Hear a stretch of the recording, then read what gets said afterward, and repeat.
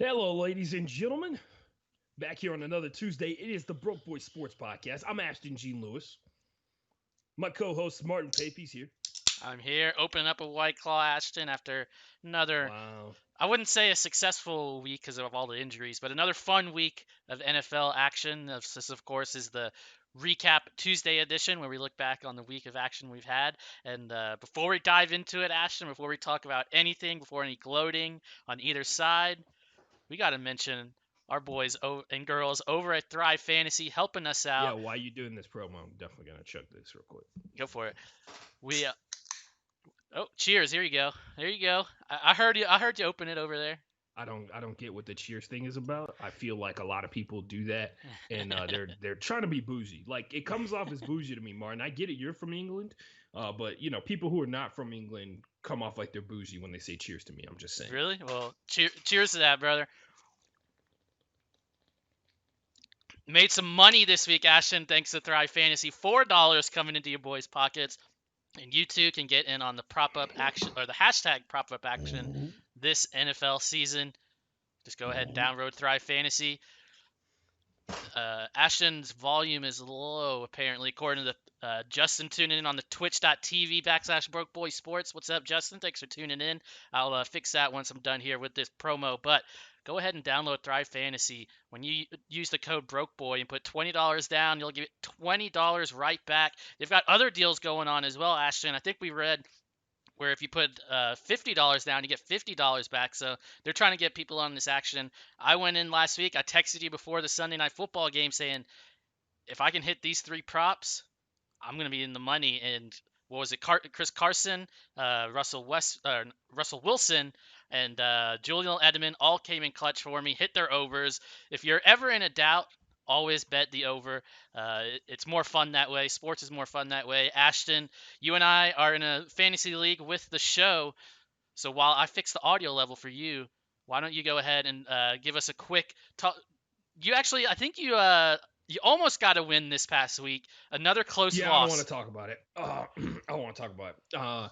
Yeah, I lost by 5 points this week. In a league where there's like micro kind of points that go along with it. So losing by 5 points is actually not a lot. I honestly overall fantasy wise went 4-2 this week, and of course the two leagues I lost in, the punishment league that I'm in that I drafted live on this show, and then the league that we're in for the podcast. So fun times. I have yet to claim a win on the show.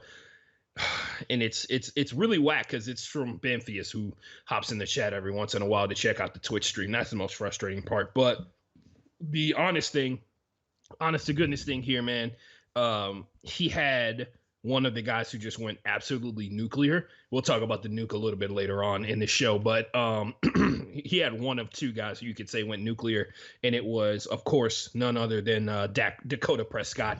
Had him up against Tom Brady, which is a bad idea on a lot of occasions. Probably won't be starting Tom Brady for the rest of the season, to be honest with you. We're moving. It's time to start the Big Ben era for the Your Achilles Heel football team, which is the name of my fantasy football league here. Anyway, him probably gonna cut T Higgins, probably gonna drop Eric Ebron. Let's see who else. Oh, probably gonna cut Rob Gronkowski. Not gonna lie, dropping him. So if anybody wants him in the league, you can definitely have him here in a second.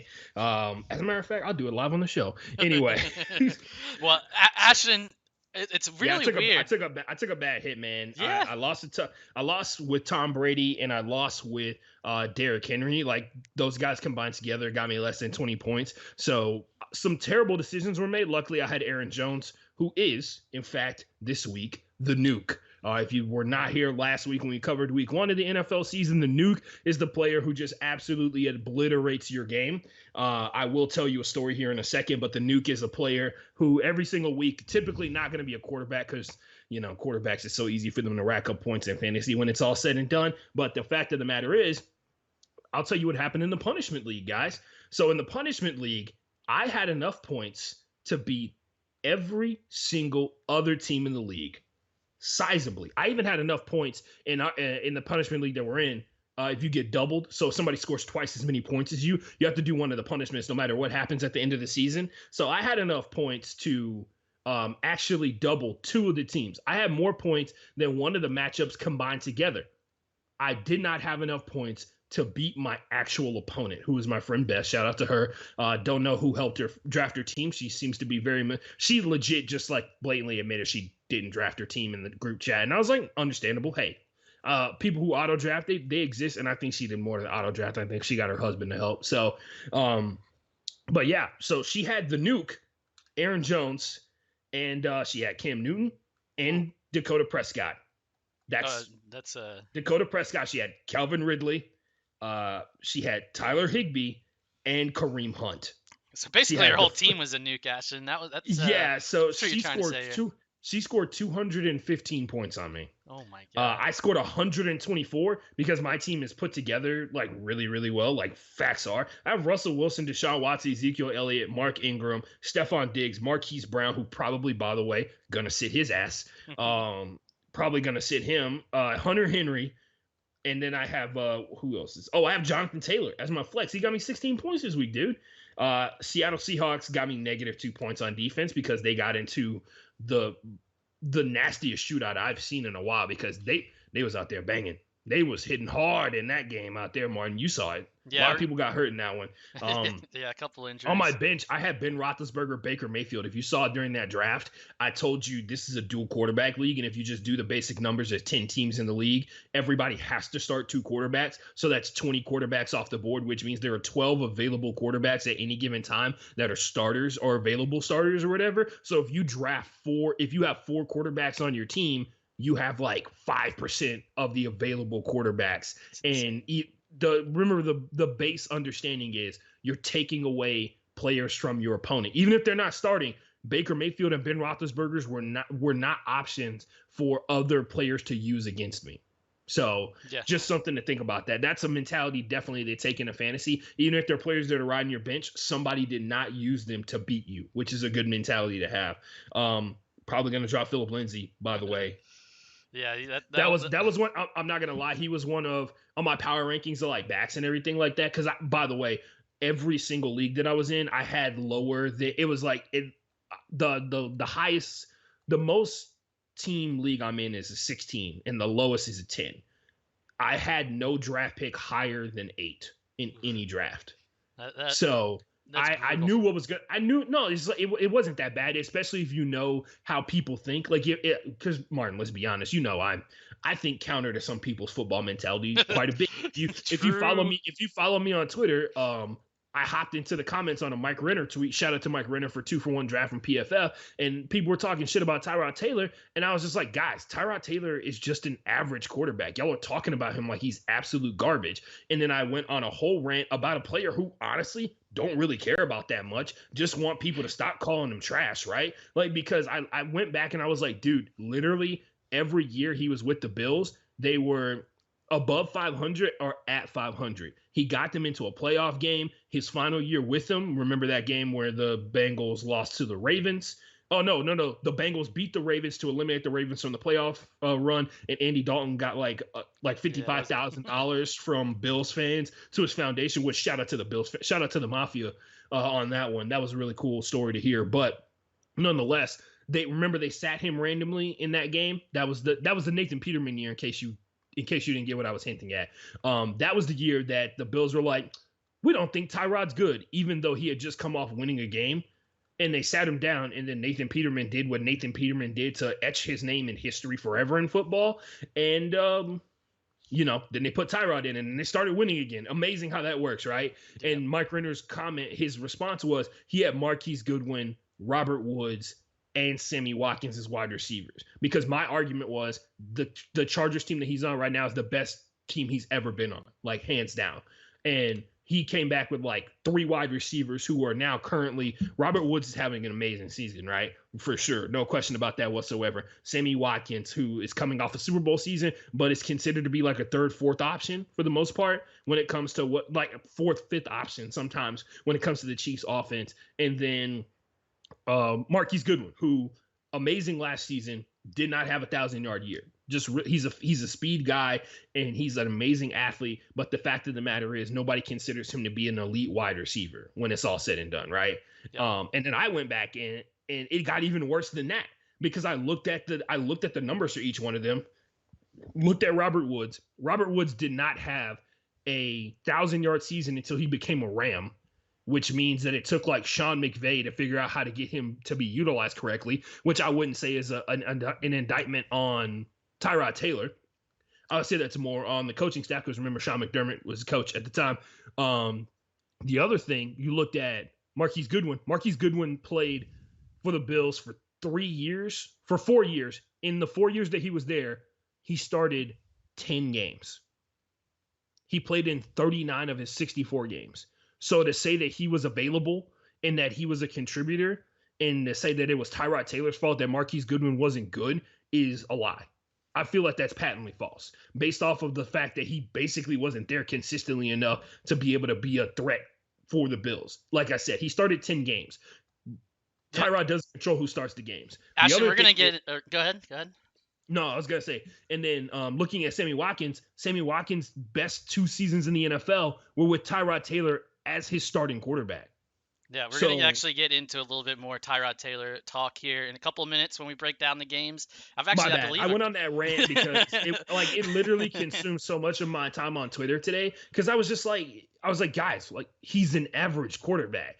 Stop talking about him like he's Nathan Peterman. Yeah. Nathan Peterman is a bad quarterback. That is true. Tyrod Taylor is average or slightly below average. Yeah. So, like, what do you really, whatever. Anyway, go ahead, man. Yeah, let's bring it back to the fantasy league. We've got a couple of games to break down. My game was a close one with one of my growing up best friends, T-Bone Trenton, the dude that drafted both Patrick Mahomes and Lamar Jackson in a one-quarterback league, which was just weird. And this week, he's made the wrong start, I think, back-to-back weeks. Like, last week, he should have started Lamar over Patrick. This week, he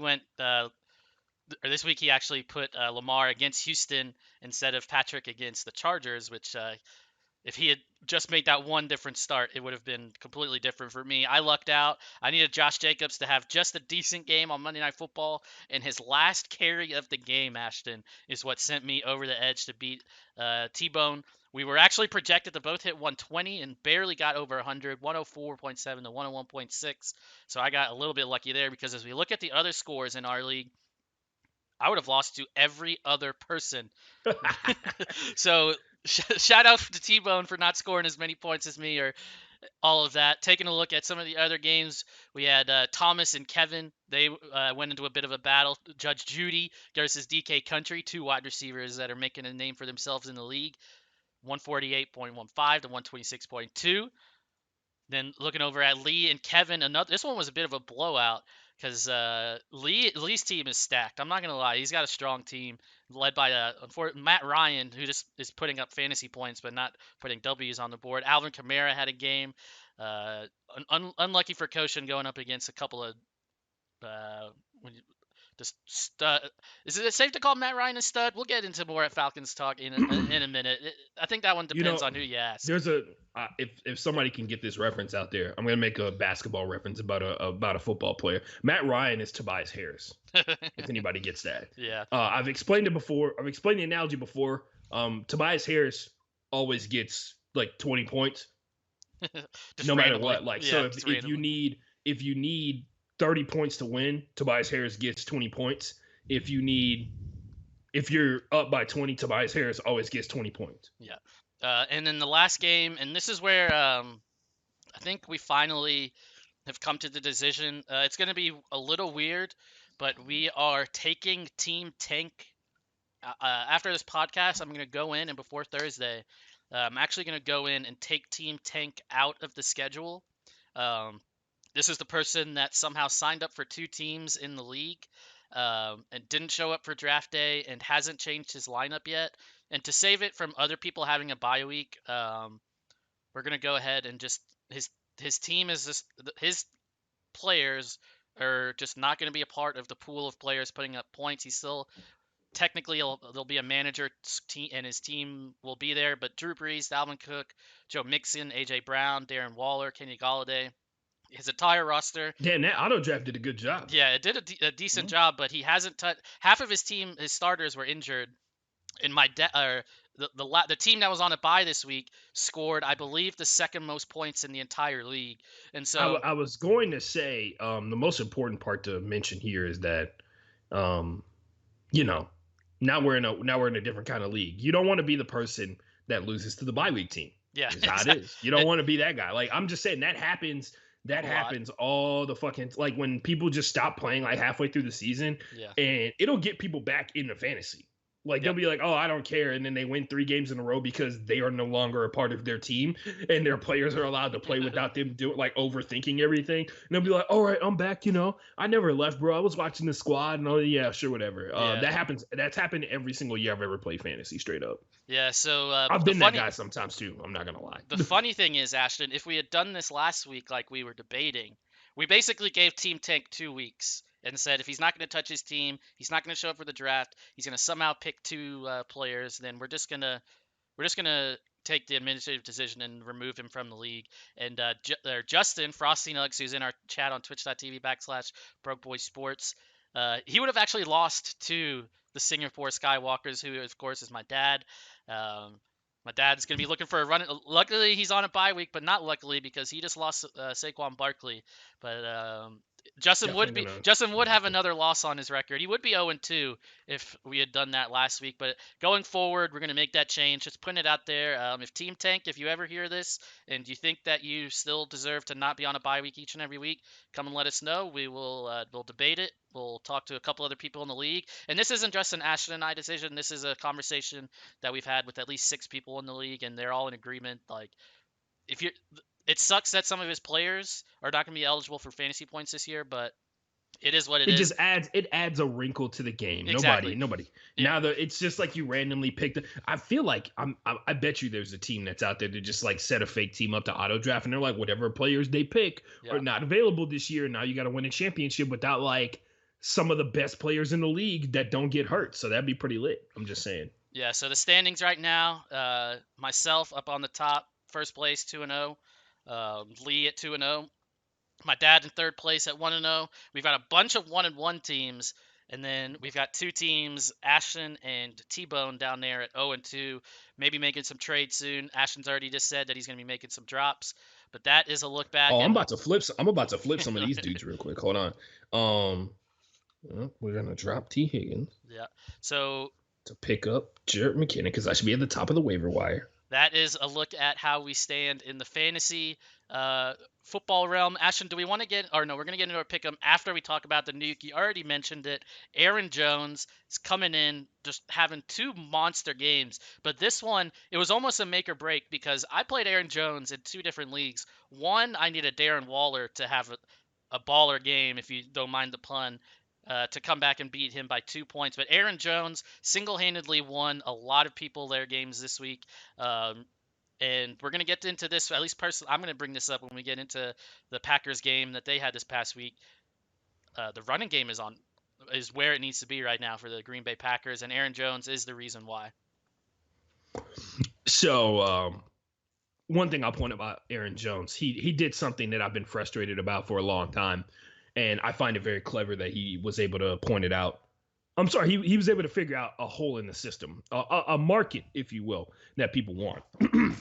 Every single Sunday, a lot of dudes tune in, a lot of dudes and a lot of ladies and a lot of people in between tune into football, right? Yep. One of the reasons so many people appreciate football, whether they're willing to admit it or not, is because these dudes look like fucking Adonises, right? Like they're just absolutely shredded. DK Aaron Metcalf. Jones what's up? DK Metcalf, yeah. Right? Aaron Jones has Aaron Jones has started immediately. His side hustle in the NFL is selling a workout plan. Like he literally bought Instagram ads last year to sell his workout plan for people who want to get shredded like Aaron Jones, which if you didn't know, it's fucking impossible, you idiots, because he goes to practice for an NFL team every day, and he plays in the NFL. Nobody burns calories like a football player does, but you can work out like Aaron Jones to try and aspire to get a body like him for sure. That's definitely, yeah, Martin. That's a thing that he did last year, and I felt it was pretty impressive. The hustle is because there's so many dudes like DK Metcalf could start a workout plan and trick a bunch of people into thinking that a dude like you can look like a dude who's been lifting weights since he was 8 years old.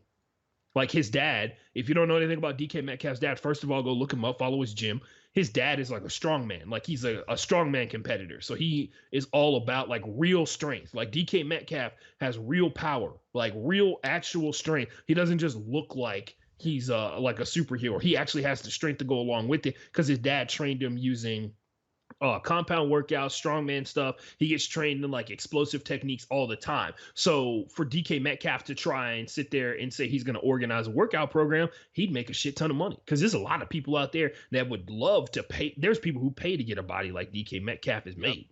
Yep. So get that hustle on. I respect Aaron Jones on a lot of different levels. One, because of his versatility. Two, he wasn't supposed to be this good according to a lot of people. And then three, hey, get your money while you can, man. You're a running back. You never know when it could all be over. So yeah, and those that follow Matthew Berry and the hashtag free Aaron Jones movement, it's a couple of years removed from when it started, but it looks as if though Aaron Jones has officially been freed. We move along now to the Pigskin Pick'em that Ashton and I are a part of. It's a little gloat. We can both gloat a little bit here, Ashton, because you I believe you outpicked me by no, we tied this week. I got it.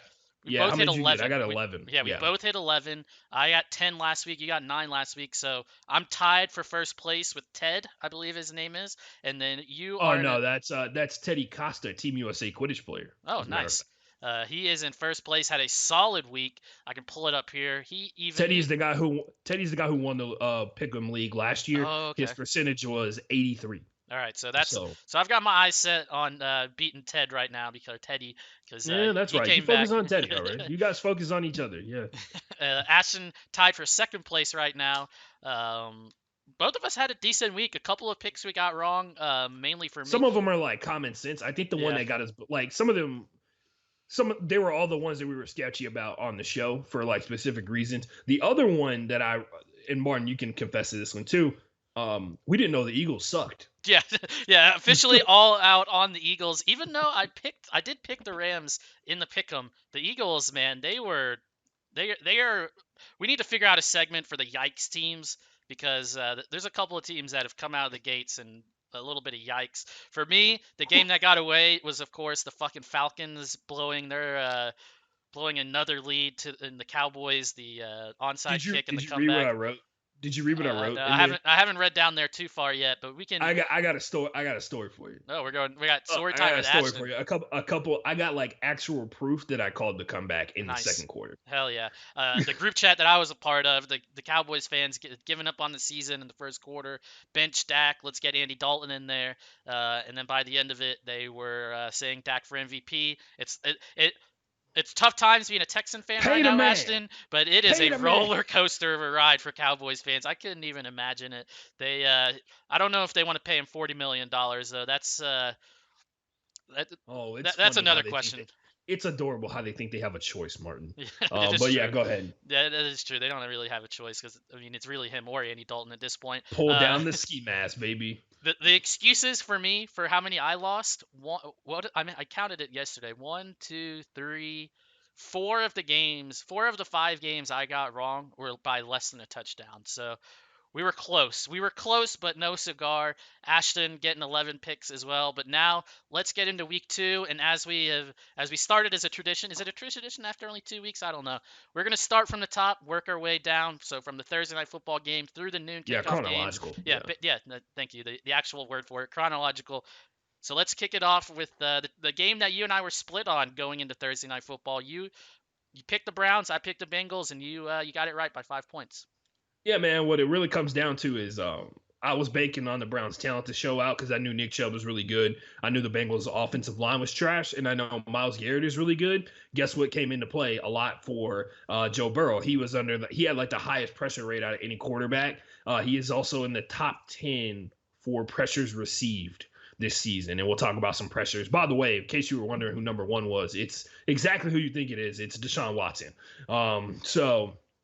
Yeah, I saw the Browns' talent, man, and in the course of that game, it just kept proving itself out. I was like, oh man, they're not trying to make this cute or anything like that. They're letting like Odell Beckham Jr. get some matchup routes that have one cut in them, and it's that simple. It's Odell Beckham Jr. is better than any corner you can line up against him. And the wild part is Jarvis Landry was like non-existent in that game, and and Jarvis was the guy who carried them last year offensively, because remember, they both finished with like 600 yards receiving last year. A lot of people don't like to point that out, but they both finished like right around the same amount of yardage last year. But Odell Beckham Jr., out of control, by the way, had him in another league. So Baker Mayfield helped a ton by the simple fact that he has two running backs who can rush for 1,000 yards this season. So that's good.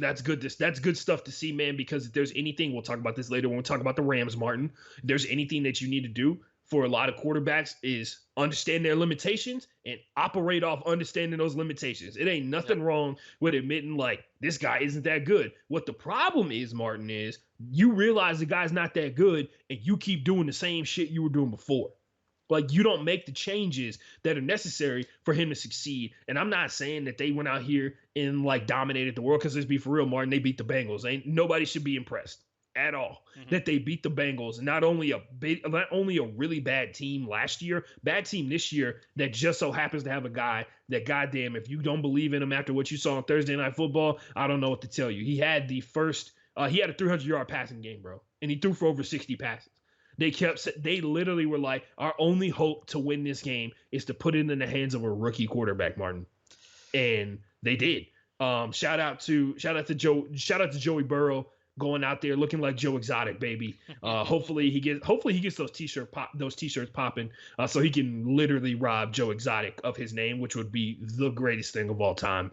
Also, did you see that weird thing where Carol Baskins was on she's on Dancing with the Stars? She's on Dancing with the Stars. No. The weird part was apparently the commercial that ran by her late husband's family. They paid for ad time to talk about how Carol Baskins murdered their family member. Yeah. Like on ABC. Yeah, and ABC ran it too. It's crazy how they will literally do anything for viewers at this point. But the Bengals, I think, yeah, they're probably still a bottom tier team. There's no arguing that. But just looking at the offense and you can almost see the belief of the other players that they have in Joe Burrow. They're like, all right, the quarterback's position is set. We've got Joe Mixon, who just signed a good contract. They've got AJ Green, who, yeah, he's been injured, but he's also his legs are a little fresh. Martin, we gotta cut this narrative off right now. What? AJ Green had 13 targets for 3 catches, I believe. He almost had that crazy catch to start the game, but naturally he plummeted to the earth and gravity took over and he got hurt for a little while there. But AJ Green, I think very quickly, is not going to be the primary target for Joe Burrow. We'll find out. But it doesn't seem like because the routes that AJ is running are very far down the field, which, if you know, like younger quarterbacks, that's a scary place. Yeah. Even if you got the arm strength to sling it down there, that's a scary place. And you saw like how long it took them to review that catch by AJ Green. That's how small the margin is when AJ Green's out there on the field. And if you saw anything that Joe Burrow did, a lot of the underneath stuff, a lot of the over the middle of the field stuff is what he focused on, which, that's how you get to the big routes. That's how you get the big routes where AJ Green's wide open. But I don't think AJ Green is going to be much of a factor in the pass offense this season. See, that's my opinion. Well, my point of it was you got AJ Green getting 13 targets, unfortunately 3 catches. If anybody's a fan of Mike Clay with ESPN out there, he talks a lot about regressing to the mean. And if you have 13 targets and only 3 catches, you're going to regress to the mean of that. So it's going to ride it. The ship is going to get righted on that one, I think. But he's also got Tyler Boyd, CJ Uzoma, but I think Uzoma actually got hurt. Yeah, bro. I think is he not out for the season? I thought he tore his Achilles. I can bring that up because they put him in like an air cast, I thought. Let me let me pull it up. Oh yeah, what's up in the chat? Yeah. That one's we might have to add that one to our long ass list of injuries once we get down there, because it is. Oh yeah, I missed that one. So okay, it was CJ Uzama, who is the tight end for the Bengals. Yeah, he unfortunately is hurt. But his weapons are there, and I think it just gives them confidence that once, and I'm going to get into this with another team later, once all the pieces of the puzzle are there, the Bengals could the tough part is the division that they're in. They're going to have to face Lamar Jackson for a while. They've got the Steelers, and you've got the Browns, obviously, who are basically like a hit or miss team each and every week they're out on the field, and Yeah, it's going to be AFC hard for North's them to get probably over the hit. sending two Yep. teams to the playoffs, bro. Oh Like, yeah, yeah, I'm sorry, they might be sending three. yeah. You never know with some of the other divisions that we've seen so far. But I'm moving on. telling Martin. No, I'm talking about like that second wild card seed. Yeah. That's probably gonna be a team that's one game over 500, bro. Like, It's going to be it's hard to believe that that's gonna be a double digit win team. Okay. So, I'm just saying, just a theory. Go ahead. No, the next game, or I have one sentence that I put in here about the Browns. I'm not that impressed with what they just did. Oh yeah, but no, not at all. Their 1-2 running back combo. I think they mentioned it on Thursday Night Football. The two announcers. This could possibly be the best 1-2 punch in the league right now. I mean, Kareem Hunt is a starter, but is behind Nick Chubb, and you could even start Kareem Hunt and then have Nick Chubb going off the bench. But it's Because going of to that one time they said he kicked that girl in the head. Yeah, it is. Hey man, what he did was wrong in that situation. I don't think he kicked that lady in the head. I know he swung at her and he knocked her down. I don't think he kicked her in the head. That's just me. What he did was wrong though. Moving on to my Super Bowl champion pick at the start of the season, the Pittsburgh Steelers. The Pittsburgh Steelers, they went up against the Denver Broncos 26-21 in a game a lot closer than I think every single person that could have predicted. I don't even think Broncos fans would have gave them a 5-point difference on the board. But yeah, the Steelers for me, was this a trap game? Were they looking like like Justin just said, they're going to beat the Texans next week, and there's really no doubt. Okay. There's really no doubt, or to me, there's no doubt about it that they're. But was this a trap game looking ahead to Houston, and just not really giving Denver the credit that they kind of deserve, especially with how they played once Drew Lock went down, and we're probably going to talk about injuries in each and every one of these games, but the offense that I saw from the Steelers, nothing. It didn't really look like the Steelers' offense. It just looked very vanilla, very bland. And on the same side of things, you had T.J. Watt. I believe you and I were talking pre-show. He was the top-rated defensive player. Almost did the almost party foul there. But yeah, he was the top-rated defender this past week. He was 95.6. So yeah, the pressure rate that the Steelers, in case you didn't know what their plan was, their plan is to send as many blitzes as possible every single time. So, I mean, goddamn, we're 2 weeks in, and if you haven't pieced that together, you might have a bad coach on your hands. We'll find out if we got a bad coach on our hands this upcoming Sunday. All right, I'll say it here. If they lose to the Vikings, Martin, based off what I've seen, I'll go pack his house up because one of us. No, like my thing, like right, Martin. Like at this point, we're 2 weeks into the season, right? That's the line. Like that's the line we can't get across, right? Because you're talking. Like think about that. Think about that. What situation we're in? We're talking about the reigning Super Bowl champs in week 1, elite level potential title contender in week 2, and we're talking about your Super Bowl pick in week 3. Nobody else, like you said, strength of schedule is weighed huge into the season. What I cannot have is them losing to the shit-ass Vikings, who, by the way, nobody's keeping track of this. Nobody's tweeted this out. I'm sure somebody has somewhere in the deep bowels of Twitter. I don't think the Vikings have beat a team with a winning record in the regular season in over a year. Yeah. Because almost every win they had last season was against a team with a losing record. They had like the worst strength of schedule, and that's why so many people picked the Saints to win. But then Kirk Cousins did the Kirk Cousins thing where he's very, very mediocre, and then he makes one great play, and it saves the whole day. That kind of thing. But back to the Steelers and the Broncos. For my final thought, at least for Denver, they're by far in the toughest division in football. The Chiefs charge. I mean, the west side of the conferences in both the NFC and AFC are. I put them up against anybody, but Denver, you got the Chargers, you've got the Chiefs, and you got the Raiders who just beat the Saints and made the Saints look average, even though they didn't have Michael Thomas. You said the NFC West already, right? Well, I was gonna say both teams out in, like both divisions out in the West, NFC and AFC. It's gonna be a grind just to win that division for any team. But for Denver, toughest division in football. You've just lost your star quarterback.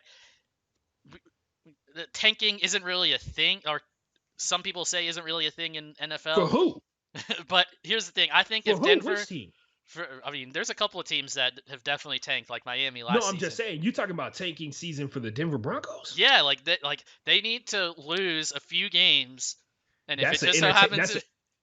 go ahead. I mean, they could just go out there and run the team that they got. They'll lose those games naturally. They All don't have right. a complete football team. Like they Well, don't. that's what I'm saying. They need to lose and get the best pick they can to get the best offensive lineman available in this coming draft because Drew Lock, I still think is legit. Their running game, they got Melvin Gordon, they've got Judy, Cortland Sutton, another person that just got injured for the season. He'll be back next year. Pieces are there. Just lose a couple of games so you can get a good draft pick and get a good offensive line. Yeah, that's weird. We actually have a question about offensive line a little bit later on in the show. One of the listener questions was about the best possible offensive line. If you have a listener question, hit us up, put it in the chat. We're answering them towards the end of the show, and then we're doing we're doing 10 things you actually didn't want to know about week 2 of the NFL season. So yeah, but yeah, man, my takeaway from this is like the Steelers are fucking bad, bro. Like they went 2 for 12 on third down, and they had 2 turnovers. That's all I needed to see. That's why I think they're looking ahead to Houston. This was just like a bland, just get in, get out, and let's take care of the Texans next weekend because they knew they were going to beat the Broncos. But I don't think they knew how good Denver could be, I guess. Yeah, important things to take out of this one. Deontay Johnson continues to be the guy that we all thought he was going to be, the next good Steelers wide receiver. Yep. And I have a follow-up question later on in the show as well, where Martin and I are going to ask each other questions on this one. I got one that pertains to the Steelers wide receivers, and you'll see how in a little bit. But 16 catches, bro, that's a shit ton of work. To not see Juju Smith-Schuster out there as well. Other dude out there, Chase Claypool, had the longest scoring play by a Canadian-born player in NFL history. Nice. I think was the stat. Solid stat. Yeah, no doubt. By the way, Deontay Johnson went to Toledo, of all places. Who would have thought? Because Ola, number 92 for the Steelers, he went to a school that we used to cover called Bush High School, which has produced 4 NFL players. By the way, Emmanuel Ogbah got a sack this past weekend, so shout out to him. Also went to Bush High School, but they're the coach of the Bush Broncos High School here in Texas, here in Houston, is a former Super Bowl champion middle linebacker. So he knows, he's got an eye for talent, if you will. And they all just so happen to be of African descent. So like they're Nigerian guys for the most part. And it's pretty wild that he continuously puts those guys into the NFL. By far, I will never forget. Like I can honestly say the Bush Broncos names were the hardest because there's a big Nigerian. You know what it is? It's because there's an African neighborhood, like that's legit, like a whole culture of like the African people in Houston live in the neighborhood. Bush, they live in a really nice suburb. Really shitty part was like it was almost underwater during Harvey afterwards, because I remember seeing photos of Bush High School and it looked like it was a lake. Like straight up, like you couldn't see any grass anywhere. And I was like, man, I hope the neighborhood isn't underwater, because isn't I mean, a lot of immigrants in that area. Yeah, it's a lot of, and they're not even just immigrants. It's just successful people in that area who, like weren't born rich, which I've talked to people who were like black people who were from France that immigrated here, and they were told to live in that neighborhood, which is dope. Cause it's like a lot of culture, a lot of people from different places, bro. Yeah. And it's got my family got as well. My family actually, when we moved, we got something very similar on the neighborhood that we were told to live in. So that is for people that are like, wait, that happens? Yes. When you move to the United States in different parts, they tell you where to go. You know what the deal? You know what the deal is? Meyerland is called Meyerland because of the huge Jewish community that's out there. Like that's not like an understatement. It's and of course they have like not kosher restaurants, but they have like a kosher grocery store in Houston, and it is in the Meyerland area because it has its community out there. So it's a little slice of all these different countries all over Houston. And that's the beautiful part about Houston, because it's a melting pot. Yeah, exactly. A lot of people from all over the place, man. You learn a lot about different cultures. Anyway, we move on. Deontay Johnson killed it in this game, 106 yards receiving. and 8 catches for 92 yards. I'm sorry, 8 catches for 92 yards. I meant to write Deontay Johnson. That was James Conner, who had 16 carries for 106 yards in this one. It's good to see him back healthy. It always breaks my heart whenever he gets hurt, bro. Like, just because of all the things that he's gone through to get here. Yeah. And it's good to see him going out there and balling out of control. Also, they probably didn't need to score as much because he was out there doing his thing. But Ben Roethlisberger slowly rehabbing his arm by dicing up these defenses, bro. What you got? Anything else, Martin? That's it. We can move on to the next game. This one, the Green Bay Packers 42, Detroit Lions 21. Is it safe to say the nail is in the coffin on the Lions season already, Ashton? I have the first statement of my take here. You thought, bitch. The Lions were tied with the Packers going into halftime, and then real life hit. So they can play really well in the first half. Maybe that's if that's the defining factor for the Lions season, I would not be surprised. Play great first half of the football, and then the second half, it's free game. Everybody can play, baby. It's like a jackpot machine. They got to be up by like they can't even be up by 3 touchdowns because they were up by 3 touchdowns. They got to be up by like 4 touchdowns for you to be able to go out there and be like, yeah, Also, Martin, let's be for real. I'm gonna be pretty fucking pissed off if Matt Patricia keeps his job and Bill O'Brien gets fired. So there was like a couple dudes like I sent you that list and they were like Adam Gase, Matt Patricia, and who was the other person? Wasn't it? No, Dan Quinn, wasn't it? Dan Quinn. If all 3 of those guys get to keep their job and Bill O'Brien gets fired, I was like, Bill O'Brien has only had a 20-point plus comeback on him happen one time.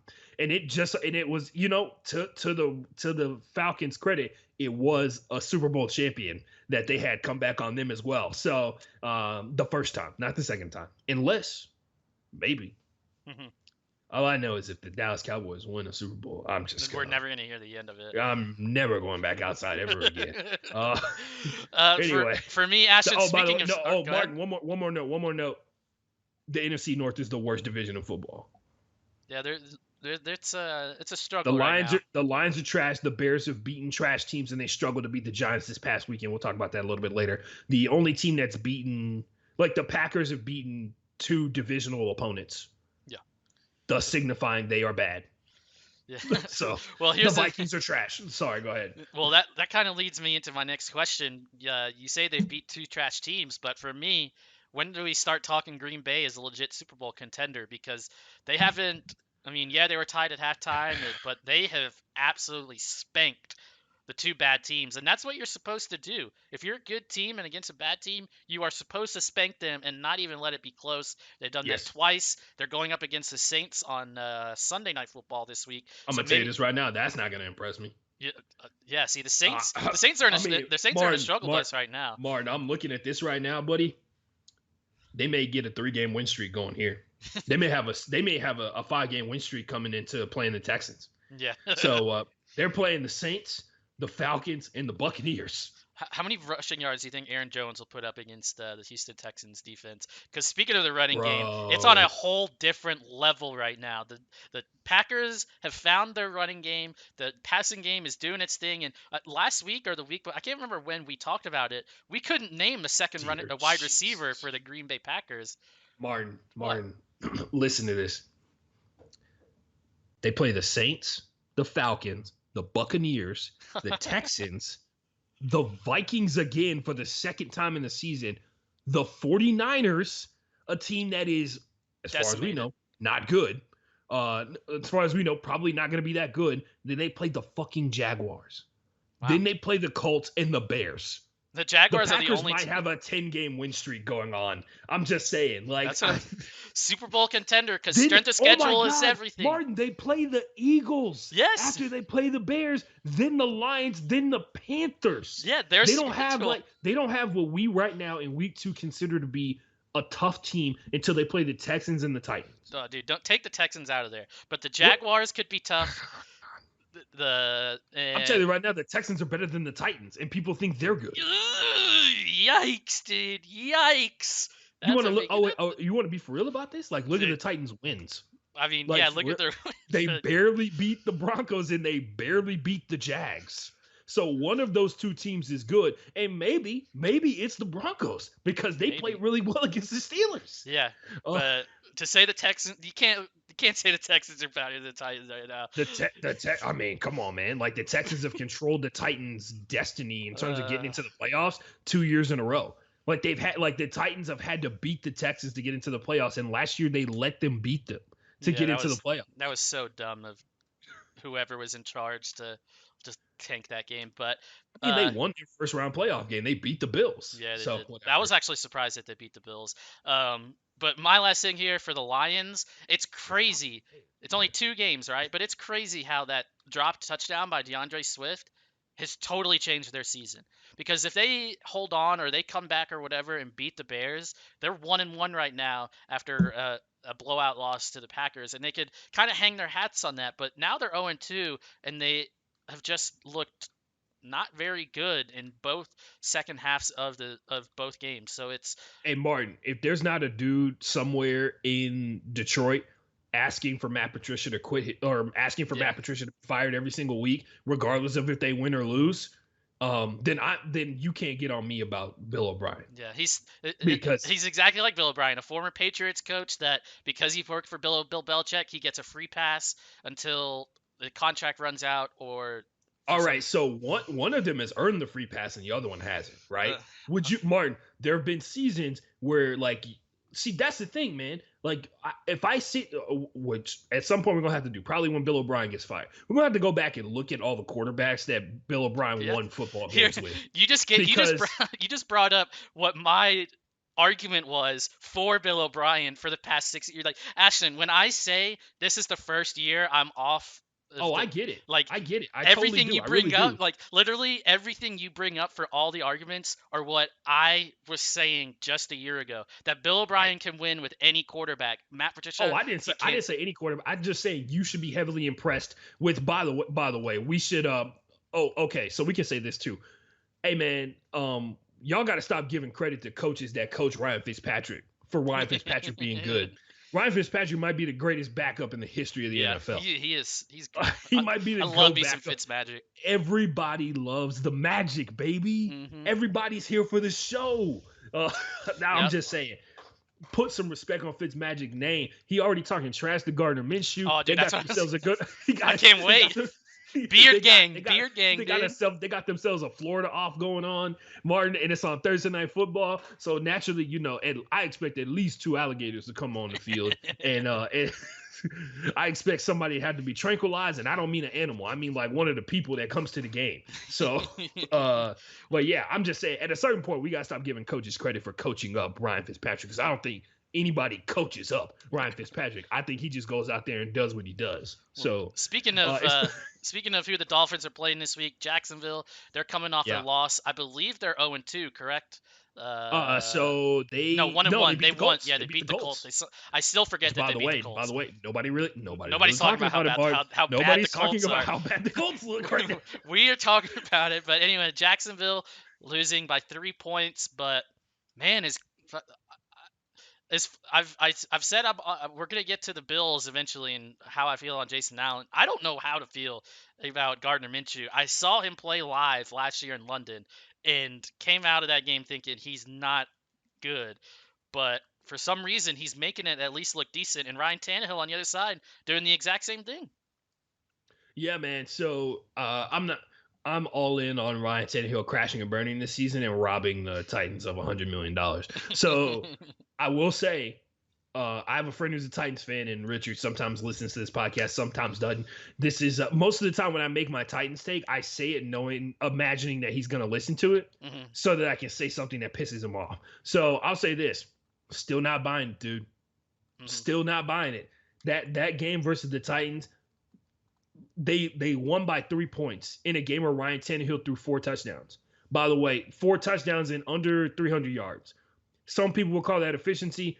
I would call that I'd call it Jonnu Smith convenient. stepping up. I would call that convenient. Talk about like fantasy randomness. The Tennessee Titans tight end, Jonnu Smith. I don't even know if I'm saying his first name correctly. He put up like 30 points this past week. Had like all 4 of the touchdowns Tannehill threw, and I drafted him in a league simply because I'd forgotten to draft a tight end at that point, and he was the only name that I half recognized on the list that was left, and now he's like number 2 or 3 in points. So shout out to him. Frosty Nook saying BOB hasn't earned shit, which I heavily disagree with, but Oh, dude, we'll have that conversation another just day. Frosty Nugs is the Yeah, I know. anti-Texans I know. Texans fan He out tweeted there. at me. He tweeted at me after I talked about how y'all on Twitter losing y'all fucking minds that they lost to the Ravens. Like y'all, first of all, y'all getting mad about games y'all didn't think they was gonna win anyway. So that's another that's another debate for another day. He also said he picked the Browns over the Texans, which is I mean, would you? No. I said I picked the Texans to win. He said he no, picked the Browns to yeah, win. he said he would take the Yeah. Browns, who lost Which, by the 30 way, to 6. Martin, go ahead. Martin, go ahead. What's the deal? You think the Browns are better than the Texans? I can't because the score. The Texans are 10 points better than the Browns are, right? So Justin is just very anti-Houston, so you've got to take whatever he says with a little bit of a grain of salt. Wait, But does Rossi Nugs hate the Rockets too? yes, he is. Okay. He is as Wait, do you anti. hate that? Did you hate the? Does he hate the Astros? No, he's a huge Astros fan. Okay. He's an Astros fan before he's a fan of anything else. By the way, they talking about bringing back WNBA. They talking about expanding the WNBA Oh, market. they're gonna bring the Comets back. Oh, I don't think they'll bring the Comets back, but I might need that jersey. That's old school. If you're seeing the chat right now, Frosty Nugs is having himself a field day. He hates James. I'm not a fan currently due to cheating. Okay. Frosty, let's be for real. Everybody. They're just the ones who got caught. Like Yeah. let's be for real about this. Anyway, also like if you ain't cheating, you ain't trying, especially in baseball, dog. Like if it was any other sport and they found some really wild ass way to cheat, I'd be way more upset than it is in baseball. Cause Martin, we got to call baseball games when we did high school stuff and softball games and stuff like that. Mm-hmm. We know what happens at the high school level. Like we're not impressed by like people cheating. That's all I'm saying. Yeah. Anyway, back to the Jaguars. Yeah, he was. But yeah, no, I was breaking it down. They let the Jags come back. The Jags scored 20 points in the second half of that game, which, by the way, they had 2 sacks in this game versus Gardner Minshew, which means the which means the Tennessee Titans pass rush that everybody's been trying to improve and hopes improves officially has just as many sacks as J.J. Watt did versus the Baltimore Ravens this past weekend. So that's the biggest thing to watch with the Titans, just being like objective about what they're worried about, because they had some great defensive plays. Like they had multiple interceptions in this game. Great read on some zone plays that got that interception versus Gardner Minshew to actually ice the game. But fact of the matter is, I saw they had like no pass rush, and I think Gardner Minshew still like outside the top 20 when it comes to pressures this past week in week 2. So they really weren't getting to him. 4 touchdowns, very impressive from Ryan Tannehill, especially considering that Derrick Henry didn't surpass 100 yards rushing. He didn't get a rushing touchdown this week. So it's the first Tennessee Titans team for a long while before Marcus Mariota had his situation that they've been able to depend on their passing game, which is big, especially considering I don't think AJ Brown played in this game. No, he was out. I believe he got hurt like Thursday. Yep. He got hurt like Thursday or something. It was something from week 1, but hopefully he's back. And I mean, they're better with him than they are without him. Dude's really good. I will say this: Gardner Minshew is starting to remind me more and more of Tony Romo every single week. Yeah, he digs the team out of the hole that he puts them in. Yeah, because so true. because Martin, let's be for real, the team wins or loses based off of how good he is. So him putting them in the hole and then digging them out at a certain point, that gets frustrating with fans. I don't know, man. Especially when it comes to Jacksonville Jaguars fans. I don't know how hardcore they go for a team that shouldn't be winning games. So they got one in the bag in terms of like divisional games, which is clutch for them come later on in the season, because that beating the Colts in week 1 could come to bite the Colts in the ass when it comes down to potential playoff stuff. Anyway. Yeah, moving on, Mark. You got anything else? Well, yeah, I got 2 quick ones. This one will make your friend extremely happy, and I don't think you'll agree with it at all. We're 2 weeks in. We can go ahead and crown the Titans AFC champions right now. There's going to be no challenge. The Jaguars are going to be the biggest challenge for the Titans, and we just saw how that's going to happen. It took a bit of a comeback, and I think the Titans are better than you're giving them credit for. But for one of the reasons why. And this is 100% a dig at Bill O'Brien and the offensive coaches for the Houston Texans. It's crazy how when you run the offense to what your quarterback does well, their strengths works instead of forcing your quarterback into your own system. It is crazy to see Ryan Tannehill and Gardner Minshew. Their offenses are evolved, or not evolved. They're kind of crafted, or they're not. Neither of them are dual threat quarterbacks, right? So they Oh, run the ball, they Ryan run Tannehill, play action. I give Ryan Tannehill dual threat status. Okay, but like their throws, there's nothing deep downfield. Everything Oh, is you talking about the? concise. Oh, see, that's the weird part. You talking about the passing aspect of being a dual threat. That's a funny. That's funny. I thought you were talking about like, oh man, I No, don't know if he's I don't know if he's good enough to be a runner. well, he You know can what I he mean? can he can run, but I'm saying like if you watch the Jaguars offense and you watch the Titans, they're very similar offenses just on the field. But the fact that like they don't run stupid like they literally craft their offense around what Ryan Tannehill does well. Gardner Minshew, he is apparently he's really fucking accurate. He doesn't throw incompletion somehow, and so they run routes with their players and call plays that feed into what they do successfully. Whereas Bill O'Brien, for the first year or two with Bill O'Brien with Deshaun Watson, tried to force Watson into running this outdated pedestrian let's establish the run offense. And you can just tell sometimes that I think that yeah, Deshaun Watson signed his contract, but he is so frustrated with some of the ways that the offense is constructed right now, and it's unfortunate. And that's all I have on the Titans and Jaguars. We probably talked more on the Titans and Jaguars than we will the entire rest of the season just now. Well, I mean, like Martin, let's be for real, man. AFC South historically puts at least two teams in the playoffs. Yeah, So which that's a division, last year people said that the AFC South was the worst division in football. They which is actually wild had because they put like they've yeah, had like 4 years in a row where they put multiple well, teams in the playoffs. Well, they had So the Titans and Texans. The Titans made the fucking championship game. yeah, So, like like it wasn't. people just say that. No, people say that all the time because like Peyton Manning's not here anymore. They think that the Texans are just like absolute hot garbage, despite the fact that they make the playoffs all the time. And it's just like, how bad can you really be in comparison to like people talk nicer about the Browns than they do the Texans, even though the Texans are far more successful. People talk nicer about like I'm trying to think of nicer about the Chargers than they do the Titans. Like the Titans Yeah. don't get the respect that they deserve. They're going out. They won games and they didn't have one of the best defenses. They had like who is it? I think they had the worst defense every single round of the playoffs because they were the worst defense to make the playoffs, and they still made it to the AFC Championship game. Like you Yeah. know what I mean? Like And they had a that's like lead on the real Chiefs shit. too. It's crazy. That's real shit, bro. Yeah. Like they annihilated Lamar Jackson. They made him throw one of his 9 interceptions he's ever thrown as a quarterback. Like what? Yeah. You know what I mean? Like that kind of stuff. It makes no sense, man. And I get it. Like you look at the players around the AFC South, and you're just like, everybody only knows JJ Watt. They don't know like Zach Cunninghams, the Bernard McKinneys. They don't know the Harold Landrys of the Tennessee Titans. They don't give a shit about the Josh Allens who played really well last year. Yeah. So it's yeah. wild. Moving on to a game that could only be described with one word, and that is wild. If you got a Cowboys fan near you for the next couple of days, just go ahead and put them on mute because they went from in the first quarter throwing the towel in on the season to now the Super Bowl championship is back on, and it was almost the same thing in Week 1 if they had come back against the Rams, but the roller coaster ride that is the Cowboys, 40-39. Ashton, That's America's team. That's America's team. Before we get into the real stuff, I just need to get one thing out there. This is the onside kick from the Zerline, which there was actually a commentator curse. Yeah. There's a commentator curse if you go back and watch the game.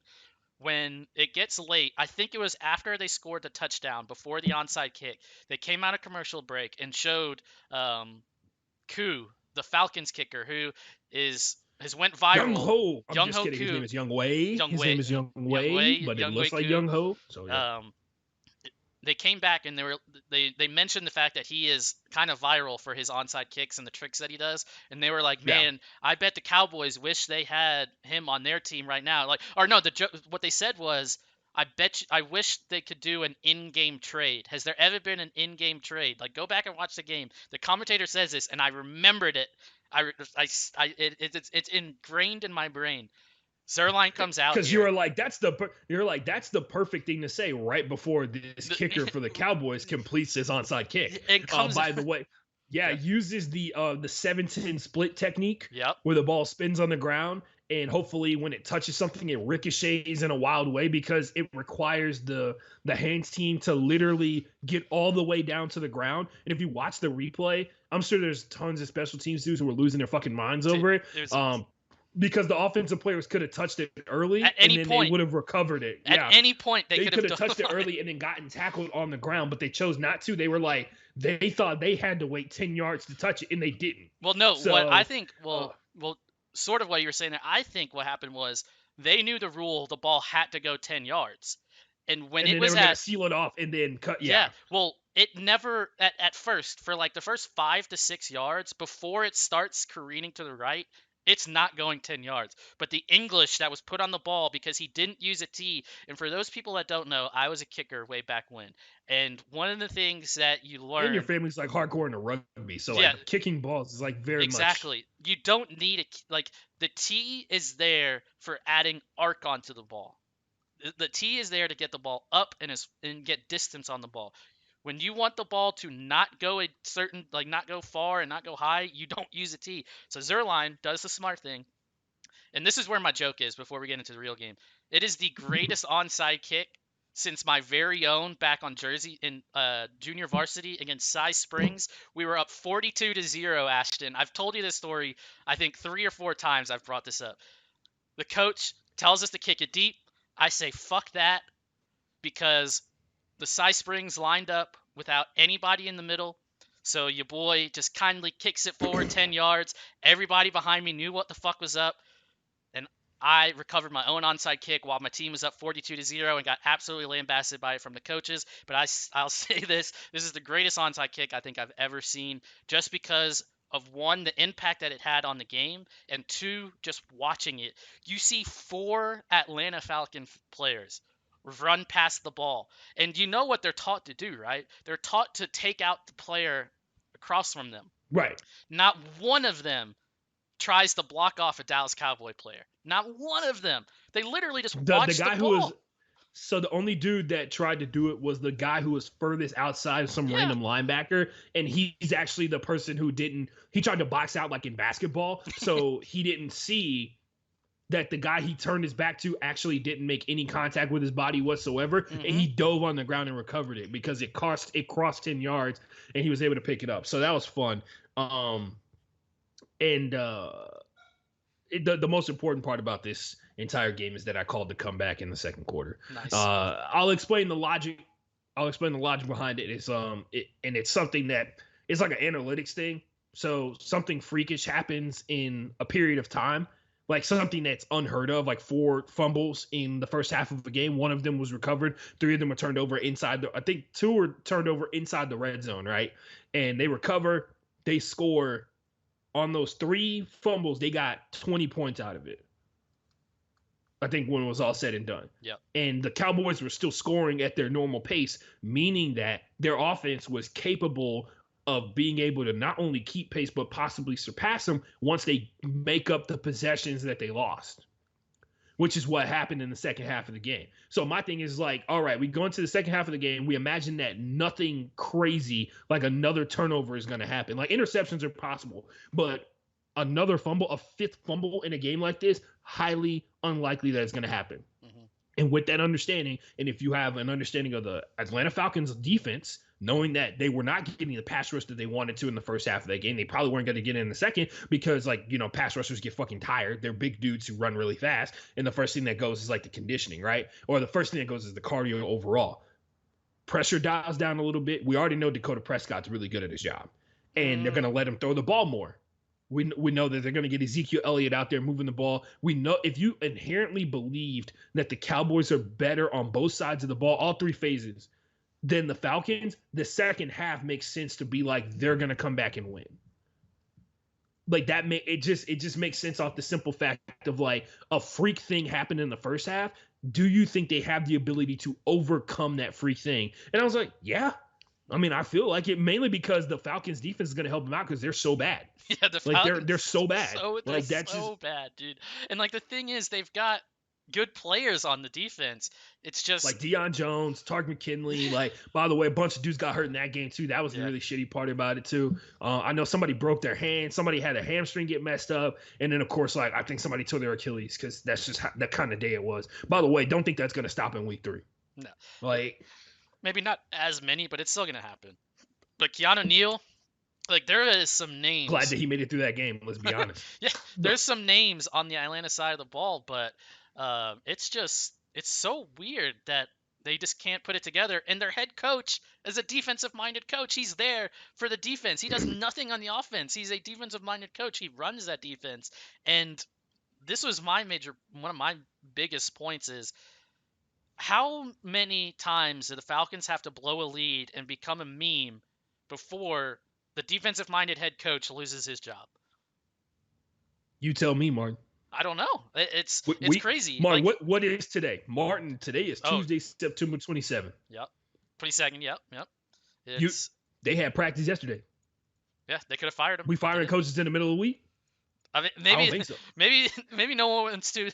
It's a different season. Maybe no one wants to fire somebody during COVID, but hope has to be we talked about this, how the money is a huge factor, because if they fire somebody, they'll have to either they're going to keep somebody on Dan Quinn's staff, which more than likely will mean things that won't drastically change, or they'll fire Dan Quinn, still have to pay him, and then they'll bring somebody else in to be a head coach, and then they have to pay that guy. So now they're paying 2 coaches at the same time, and we don't know like what revenue is going to look like. And if you know anything, coaches make money.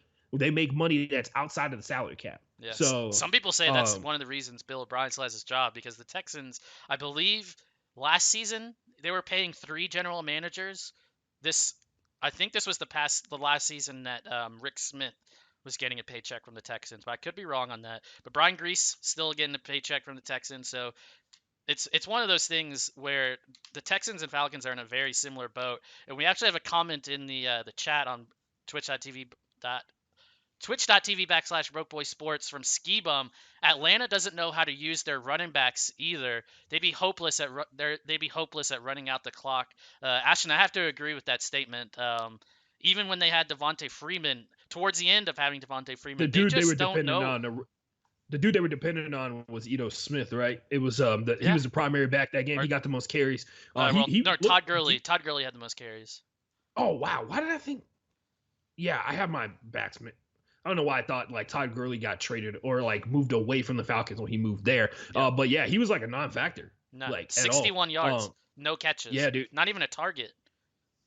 Yeah, and it's mainly because Calvin Ridley was so open that entire game. So I'm just putting it out there. Other thing to say on this one, what else? CBS Sports.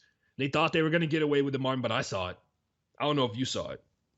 CBS Sports tweeted out this from their like main NFL account. Calvin Ridley has 21 touchdowns in 31 games, and Julio Jones has 21 touchdowns in 31 games, and they just said, "Just saying." And that was it. That was the tweet.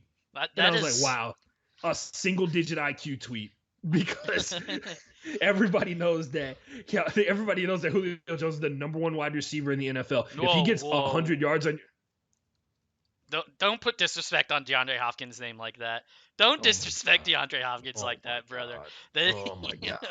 Julio Jones is good, but he ain't. DeAndre Hopkins is on a different level. Hold on, let me hit some more of this beer real quick. This is just. You think you know a guy. We're not having this discussion. So Ashton wants to avoid the discussions that he knows that I'm 100% right at. All right, Martin.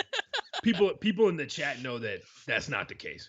Most sane people think that Julio Jones is the number 1 wide receiver in the NFL, and you know what the product is. Like, you talk about how DeAndre Hopkins has got like a crazy historical amount of catches in 2 games. Julio Jones is out here getting catches for other people. That's how good he is. Julio Jones is such a distraction to an opposing defense. He getting catches for other dudes. That's how good he is. Anyway, moving on. They're both great wide receivers, by Oh, the way. yeah, hands down.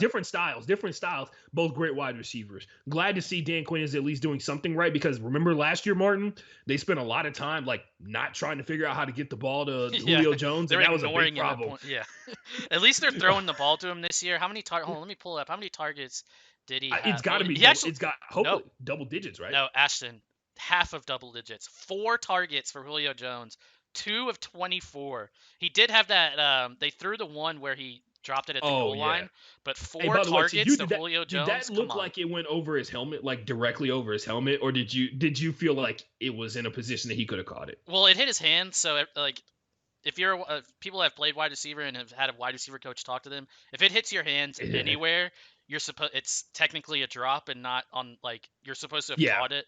But but do that you one think was, I think it was in a weird like spot. He had do to, you think he guessed where his hands were supposed to be though? You know what I mean? yeah. Like, Like do I you think think, yeah. he was like, I think Matt Ryan's gonna put it like right here.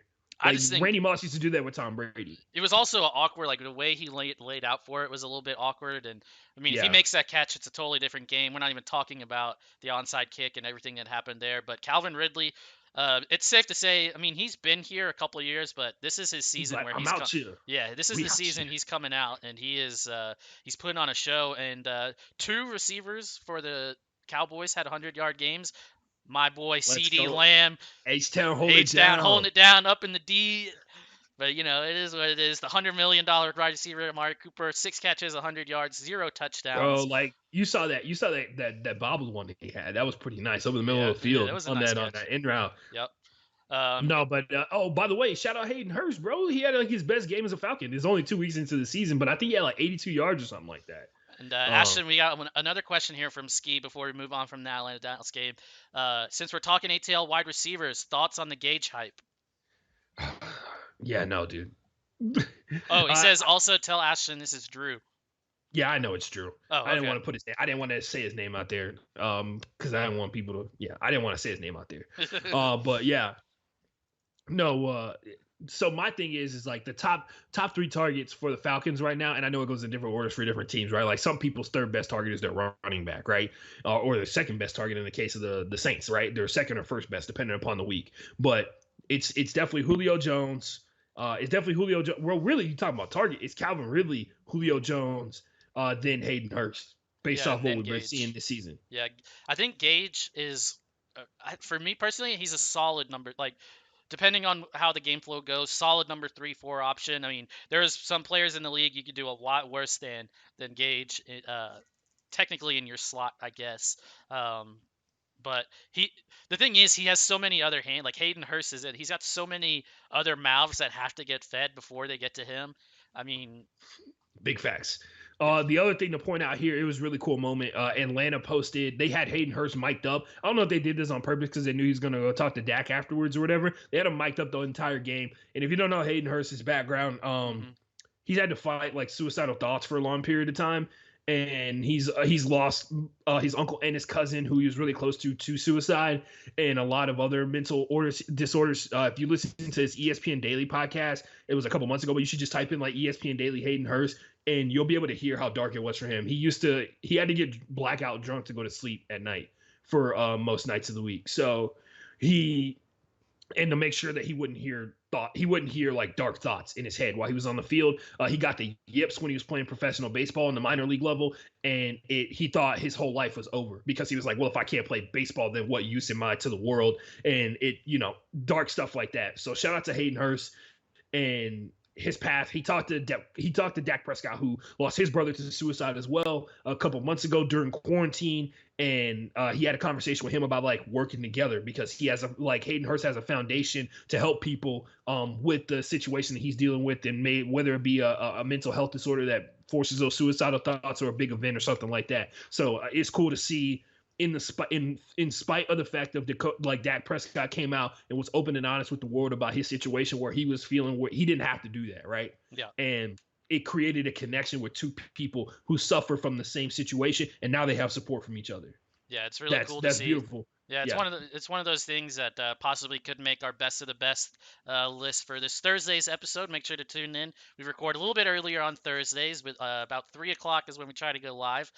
Moving on, Ashton, we're gonna play a game here. I'm gonna go grab another White Claw. I want to see if I can grab that White Claw and be back, or you get done talking about the 49ers Jets. 3, 2, 1, go. Okay, so while Martin's doing that, I'm kind of milking it a little bit. Hey, you guys saw that game, right? It was fucking trash. The best thing that came out of it was that one good pass that Sam Darnold had. Everything else was the 49ers just shitting on a team that it was a get right game for them. So that's what it really came down to. It was a get right game. It was a get right game for him, and there's really nothing creative about it. The Jets fans are for some reason upset. I don't know why. Like, Martin, you got an explanation for why Jets fans will be upset losing to the 49ers? No, I'm surprised there's still any Jets fans remaining, and that actually leads into my next point. What happened to New York as a sports town? By the way, we were gonna talk when we talk about the NBA playoffs. We talked about this last week, right? About how like the world needs to get away from this concept of, oh, we always need big market teams in the championship games. We need to get more on the whole like, hey, if we have small market teams in the championship, that's great because it helps build a fan base that we need. Because more fans for small market teams equals more NBA fans as a whole. Yep. Sorry, hold on. We got a hot take here. 49ers are spooked by the turf this week in New York. Spooked by the turf this week versus the Giants. They're going to limit snaps for what starters are left. Yeah, it was a great point. If you didn't see it, a bunch of they just came out and criticized the turf, which by the way was considered sacrilege when they tried to do it for the Texans a couple years ago. Remember, Randy Bullock sued the team and won the lawsuit, and then he got signed to the team, which is strange. Nobody talks about that anymore. Yeah, Julian Edelman used to talk, or was it Wes Welker or Julian Edelman that talked shit when he tore his ACL? It was so that happened. I think Jadeveon Clowney mentioned something about it because are we doing this? What?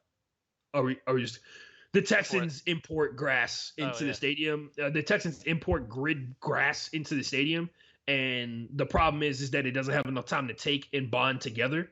And by the time game time rolls around, it's still like squares of grass. Yep. And you can feel the dips in between the squares because there is an actual gridiron underneath NRG field underneath the field, which is the field named after somebody. Anyway, no. Yeah, so I mean, ski bum, like you were saying, Drew, like you were saying, it could be a factor. Like that's definitely something to think about because it was a thing for the Bears like late in the season, right? Remember the Bears have natural grass and they're in the Midwest where they don't get like a ton of sunlight to begin with. They have an open air stadium. They were using their stadium for NFL and high school football games late in the season. So it was one of those things where they were like, they working it. They were working that grass and then not doing enough to repair it. And the same thing can be said for MetLife Stadium. But who knows what's gonna happen? But yeah, that was a hot take from Drew. It's actually funny that you mentioned that in the chat, Drew, because I've basically got that written down here for my final take on the. I mean, this was probably the quickest recap of all the games because this one was just a joke. You spent more time talking about the field than the actual game. Exactly. San Francisco went into this game and it was get a win and don't get injured. They completed half of that. They got a win and then just injury after injury. It was so bad to watch, and I mean I think they're staying out there in the East Coast in the air. I don't think they're allowed to do that, bro. Oh, they went home and then they're going back. So they forced the Rams to go back home. Like the Rams have an East Coast game this upcoming week. They force them to go back home because their testing has to be done inside their facility, and they have to have their testing done by the same lab every single time. Interesting. I thought they were going to stay out there, but yeah. No, that was a big thing for the Rams. They forced the Rams, I think it was. They were on the East Coast and they had back-to-back East Coast games. They just forced them to go back home because they were like, no, we can't have you staying in like a hotel that, it may or may not be getting cleaned on a regular basis. You know what I mean? Mm-hmm. And it may not have the protocol that's needed to make sure that they keep, which by the way, shout out to the NFL. Another week, 0 tests, baby. They had 7 personnel people test positive, but no players tested positive for COVID-19, which is great. I'm glad they figured out how to do it. Because you and I questioned how. Oh, I was heavily critical of it. Like, there's no doubt about it. I was wrong. Like, no bubble. I'll say I was wrong about how well that they were going to take care of this, because if there's one thing that like football coaches like to do is believe that football supersedes everything. And it's just not true. They've been taking it seriously to the extent of like, hey, if we don't do this, we can't play football. Also, 3 coaches, I believe, got fined for not wearing their masks on the sideline. They got McVay and Yep. they got Gruden and Sean Payton last night too. So it's Oh, up to they did. 5. Oh, okay. Yeah. I thought that they were following it. Anyways, on to the team that Ashton just mentioned, the Los Angeles Rams, who will be staying out on the East Coast for week 3. But week 2, they took care of business. And Ashton, it was never close. This is what you call a good old ass beating in the NFL. Uh-huh. And yeah, so like Frosty Nook said, it was like 1.7 million, right? Yeah. 1.7 million in fines, which hey, I think they fine each team $250,000 too. So Yep. they trying to make it be known. I don't know if they're gonna actually pay those fines or anything like that, because that happens too. Where if you don't remember, peek behind the curtain when Marshawn Lynch got fined for going to the Super Bowl or refusing to attend media stuff, he got like 3 strikes or something like that, and they were like, "Hey man, you don't have to pay this," until he did it like the 4th time. And that's when he did it the 4th time, they were like, okay, now you got to pay all the fines that we let you slide on before, because it came from the league. So I'll be interested to see if they even have to pay that. But Vic Fangio had a situation where he just didn't wear his mask the entire game. Yep. Bill Belichick had the situation where he pulled the mouth part up, and you couldn't tell if his mouth was covered or not. It looked like a bird's beak. Some of the memes that came out of the opening shot of Bill Belichick, and I think he had. Never mind. I'm not gonna rag on Bill Belichick because he had a tough week losing his mom. Yeah, man. Yeah, Some of the memes, that came out yeah. of him looking like he was wearing a bird beak were quite funny. But RIP to his mom, and we could have mentioned it when we got down to the Patriots. Yeah, Jason man. White. Goddamn, dude. That was some shitty news. That's one of those things when you're scrolling on Twitter and you see it, and you're just like, God fucking damn it. But back to the Rams and Eagles games. Are we on officially on Jalen Hurts watch? They've got him in a No, we're couple of not. hot. We're not there yet. Okay. You're out of here. You're come on, Martin. You always trying to take somebody's job, man. Like I'm just kidding, man. I'm just kidding. No, but straight up, I don't think it's that bad. Okay. But I will say, if you're on Twitter, it looks like it's the worst thing on the face of the planet. Yeah. But what were the expectations coming into this season for the Eagles after they ridiculously overachieved with literally every single person on their roster last year? What were the expectation levels for the Eagles into this season? If you have one, because for me, it wasn't the playoffs because they don't have enough depth. And their wide receivers are trash. Yeah, it's not even. They're not good for that situation that they're in. They don't have they can't depend upon Deshaun Jackson being healthy on a regular basis because he came back. He immediately got hurt in week 2 or whatever. Alshon Jeffrey has been an injury problem as well. They're banking on Jalen Reagor to be the new Deshaun Jackson because he's the speed dude from TCU. But we've yet to see, even though he's like the 2nd highest rated rookie wide receiver through 2 weeks, which is great. I think, yeah, O-line is worse than the league. Well, okay, Frosty Nugs. Y'all finally agree on something? TBH, TBH is the Bengals. It's the Bengals that have the worst line in the league. By the way, the Denver Nuggets are tuning up the Lakers right now, 44-29. But yeah, they're pretty low in terms of the league, right? Like as a whole. It's been interesting to see what they've been up to because I haven't watched a single game of them. I've seen the highlights, but losing to Washington was a big sign of things that it was a big sign of things to come, man, because you look at how many points they had scored come the 4th quarter, it was 17. It wasn't even like it was a huge lead or anything like that. So they riding the struggle bus, man. But when have they not ridden the struggle bus? If there's drama anywhere in the NFL at all times, it is in Philadelphia. Yeah, their fans are cutthroat. It's just not. By the way, Ski Bum 90, if you're in the chat, he is a Bengals fan from Cincinnati, so he's a big time Bengals fan. He's an Aggie fan too, man. He went there. Gig him. But yeah, man, it was something. From what I've seen, the numbers wise, bro, it's bad. Yeah. So, but which is But who weird. knows? The numbers could be different. You know what I It's mean? yeah, it's weird looking at like the names that Philadelphia has on their offensive line, like Lane Johnson, the Kelsey brother, Jason Peters, I believe, is still there. So they So should have a Jason decent. Go ahead. Jason Peters has been playing pretty badly. Yeah, it's Lane got weird. hurt in week 1. Yeah. It's it's not good. It is not. If I'm a Philadelphia fan right now, I'm worried because I mean, if we're just talking about names, their offense has names. Their defense, it's Fletcher Cox and then a bunch of had like Darius Slay. Maybe I mean he was all right Yeah, a Darius couple Slay years is ago. considered to be. Let's go. Probably. I read an article in the Athletic where they had Darius Slay in the number one tier of corners because it's because of his versatility in man zone and his ability to adjust to the scheme.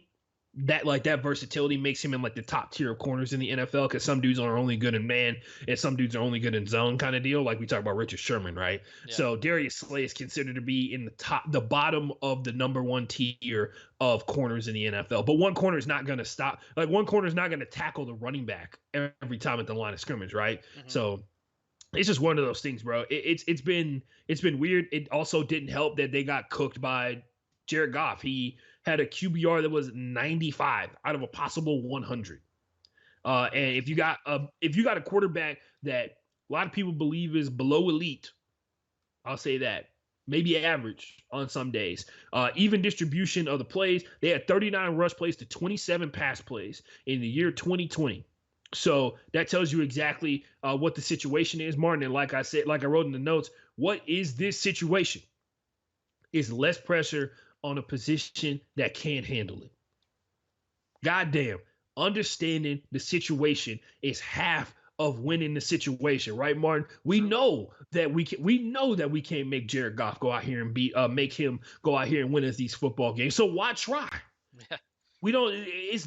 There's no shame in giving up on Jared Goff being an elite quarterback. If he turns out to be one, then goddamn, that's fantastic. Until then, we got other dudes who, if they have the ball in their hand, they can make something happen. Mm-hmm. Right now, by the way, you talk about rep watch in terms of like reps for players. The backfield for the Rams has been a little up and down. Malcolm Brown dominated last week. He was second in rushing yards this past week, but. You know, another thing that's happening too, man, and it's maybe because last year they had a situation where they had their left and right tackle were hurt most of last season, right? And then their left guard was hurt too. But they're 26 in pressure surrendered in the NFL. So the bottom portion of the league in pressure surrendered. That's fucking great for a quarterback we don't think is great. Yeah. So yeah. You don't put a lot of pressure on somebody who's, I mean, what is he, $100 million quarterback? But I mean, if we can say he's above average, but if he's not getting pressured, he's gonna have the time to at least get the ball in. Shout out to my friend Kevin. He's high on Robert Woods, and they have figured out a way to get the ball into Robert Woods' hands.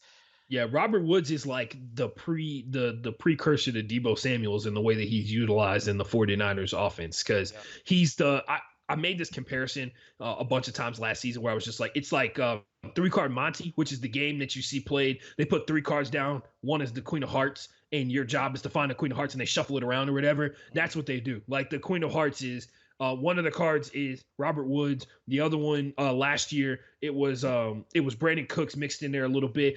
The other one was Todd Gurley and Jared Goff. They have 4 cards out there, right? The more cards they have on the table to confuse you, the better off their offense is. Last year, they didn't have Todd Gurley as a person that confused a lot of offenses, right? Last year, they didn't have Jared Goff as a person or a player that confused the offense last year, right? And then they had Robert Woods sometime because he was hurt. So they were down to 1 card. Yeah. They're like, find the Queen of Hearts out of these 1 cards. And people were able to, even though they almost made the playoffs. People forget that too. But anyway, sorry. Yeah. Just before we move on, you bring up Brandon Cooks getting different in the ball in his hands differently. Have the Texans tried that at all? You know, man, he had 2 or 3 big catches, right? Well, no, I'm talking like wide receiver. No, like wide receiver, halfback toss type things, like the things that you were just mentioning for the Rams. I haven't. I mean, you've probably watched more of the Texans than I have through the first 2 games. I've seen a lot of distribution of the ball, like hands down, like big facts. You could even argue that the distribution of that ball cost him one of those turnovers that turned into a touchdown because they trying to get the ball to Kiki QT. QT touched the ball. Yeah, Yeah, yeah, we're man. gonna get into the and tags. Yeah. The fact that like Kiki's a guy that they supposedly don't even like. So anyway, we'll talk about that later. We'll talk about that we'll later. talk about tech. Yeah. All right. So moving on, we've got I think 3 more noon games to get through. Carolina Panthers falling to the Tampa Bay Buccaneers, 31-17. And I got. Yeah, I'm when I I'm saw the positive guy. Yeah, you had the. I saw what you wrote down, and I was literally gonna write that as well. I'll let you say it. Yeah, it was a get right game for the Buccaneers, and they almost got They almost got the L. They almost got an L in a get right game. Teddy Bridgewater's stats were deceiving. You look at it; he had no touchdowns thrown. He had 2 interceptions, which is like the worst case scenario for any person, especially if you're a person that only looks at football through the guise of fantasy. If you're a football person, 2 turnovers is fucking terrible. But it is terrible. But you know what's good? A QBR of 98.8 in game 1, a QBR of 83.2 in game 2, throwing 42 passes and completing 78% of them. That's good. He got sacked 5 times in a game that he completed 78% of his passes, bro. Like that's good stuff from a team that's supposed to be rebuilding. Mm-hmm. The only team, this is a bad loss. Say it, Martin. Say it. It was a bad loss. It was bad. It was a bad win. It was a bad win. My bad. Yeah, a bad win for Tampa Bay because I still think we have more question marks than we have answers on the Bucs side of the ball. And for me, we've talked about O-line for a couple of teams. For me personally, this has been one of the worst offensive lines I've seen play, and Tom Brady is not used to playing behind a poor offensive line because I mean, go look at some of the players that he had. Nate Solder, just the first one that comes to mind back when he was in New England. Like he's not used to having a poor offensive line in front of him, and so. Hey, I was gonna say, man, don't forget one of the greatest hustlers in Bill Belichick's many times of hustling you fools into thinking that anybody will play at an elite level for any coach. Nate Solder. Yeah. Playing for the Giants. Yeah, where's the worst offensive lines in the NFL. Yeah, so it's wild, but that's it for. I mean, that's my biggest takeaway. And then the only other thing I have to say about this game is why the hell did Rob Gronkowski come out of retirement? He hasn't done a damn fucking thing. He's an old man. He gotta get it. You gotta loosen it up a little bit. You know, Ben Roethlisberger is still trying to get the arm loose. Rob Gronkowski's still trying to get the legs loose. 1 target. No catches. The only reason he's in the box score is because of 1 target. I mean, if they hadn't thrown the ball to him that one time, he wouldn't have showed up in the box score, Ashton. Why is he even out on the field? Yeah, man, it's interesting because we know for a fact that a lot of what New England did when Gronk was there was centered around his skill set, right? Like they didn't have like top flight wide receivers. They didn't have a Chris Godwin, who, by the way, I hope he's all right because I know the concussion stuff. I think I read he got cleared earlier. Okay, cool. Because I know he had like the early, he had like the late onset concussion stuff, which means that he got all the way home and he thought he was feeling all right, and then probably woke up and started puking and stuff because that's usually what the late onset concussion stuff is. But yeah, most teams don't have a Chris Godwin. They don't have a Chris Godwin. They've never had a Chris Godwin with New England when Gronk was there, or they've never had a Mike Evans in New England when Gronk was there. That's Randy the thing. Moss. No, but when Gronk was there, Gronk and Randy never played with each other. Oh, okay. Yeah, that's all I'm saying. It's one thing when you don't have any other option, and that's probably why Gronk got a ton of targets. We know that because he's a big dude in the end zone. It helps a ton, but it was strange. It really was, man. It was really weird to watch that happen. But who knows what's gonna happen this upcoming week, man. Like I said, they almost lost a get right game. So that you can't be going out here trying to cater offensive plays to certain players and stuff like that, especially if you don't believe that they're kind of game-changing type dudes or they're guys who are going to, bust it wide open. But through 2 games, Rob Gronkowski's stat line: 2 catches on 4 targets for 11 yards. That is, if you had told me that was Gronk's stat line when we went in, I would have asked to have a little bit of what you were smoking because that is just ridiculous. One more thing to point out here. Last thing I'll point out about this game, they dropped 2 touchdown passes from Tom Brady, so it was pretty close to being one of those big breakaway games for Tom Brady. There were 2 wide open passes that were dropped in the end zone by Tom Brady for touchdowns. So something to think about. Something to think about. Something else to think about is why is Mitch Trubisky still a starting quarterback in this league, Ashton, as his team barely beats the New York Giants I got the answer 17-13. for I got the answer for you, dog. What is it? Because as soon as he done playing quarterback, everybody else done with their jobs. So, True. That is uh, 100% true. other thing to point out here. This is the best the rating that he got this past week from PFF is the best he's had since 2016. So, and he won by 4 points in a game versus the Giants, who, by the way, maybe not as bad as we think they are. No, they're bad. They're bad. They are. All right. Well, I'm just saying, entertain. It's an open mind. Keep an open mind. It's 2 weeks into the season, guys. You never know. He threw 28 passes. He's 24th in the NFL for attempts this season, just raw attempts, not like average attempts per game, but just 24th in attempts so far. He's 27th in yards per pass. So yeah, It's yeah. at some point. You know who I think could make it work for him? Big Tyrod Dick Taylor. Nick. Oh, okay, my bad. Yeah, or that guy. Yeah, so he plays other teams. Yeah, It's he's only a literally matter of getting time. paid to stand on the sideline because somebody in the Chicago organization thinks that Mitch Trubisky gives them a better chance to win than Nick Foles, who somehow succeeded with the Eagles. The Eagles had a good team that year, but took the Eagles to the Super Bowl and did pretty well, I would say, for the Jaguars up until he got hurt. And then he gets sent to Chicago, and yeah, they just don't want to admit they're wrong. They know they made a mistake drafting him number 2, trading up, by the way, and drafting Mitch Trubisky ahead of Mahomes and Watson. And this is Ashton coined the term. We're claiming it. We're claiming that term. Martin, Single threat. He's a single threat. 2-0. He Bro. is 2-0 He's this season. He is undefeated, which is probably what his agent is calling and telling Matt Nagy every single day, or texting him. He's like, "Man, what's it like to have an undefeated quarterback, man? You guys are killing it this season. Gosh, led you on a huge comeback in week 1. I'm just saying, you talk about you can't believe that somebody's going to lose until they lose. Mr. Trubisky hadn't lost yet. Single threat quarterback is a very funny term to me. Yeah, he's a single threat. They could have went dual threat with Mahomes or Watson. Instead, they went with the old school route, and I just don't get it. Yeah, they're 2-0, but you beat the Giants by 4 points. Moving on, we've got a battle of two teams that just haven't really shown up so far this season. Even though the Colts won 28-11, a weird score there by the Vikings. Ashton, you have anything to say on this one? So I left it blank for a reason. In the doc. Yo. They find it lets me know what we talked about it. We talked about it at the beginning of this broadcast. Vikings ain't beat a team with a winning record in a year. Yeah. In a year.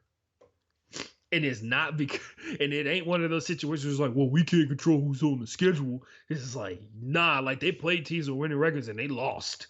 I'm just saying, the jig is up. So, but Kirk Cousins has been figured out. I'm just saying, Kirk Cousins got paid up front. His agent is very smart for that. He got paid up front twice. So he was like, yeah, man, I ain't, not me, dog. Anyway, everybody else would be worried. This is Kirk Cousins' QBR and there's the QBR and there's the got it. Oh, you got it? Yeah. Oh, no. I was going to guess. All right. Guess the QBR. 65. Dude, you were 7 times too much on the QBR. Sorry, I had to do the old school math on the fingers to do the. Oh my god! His QBR, it's a single digit, and you can't even round it up to a double digit. 7.2. 9.4.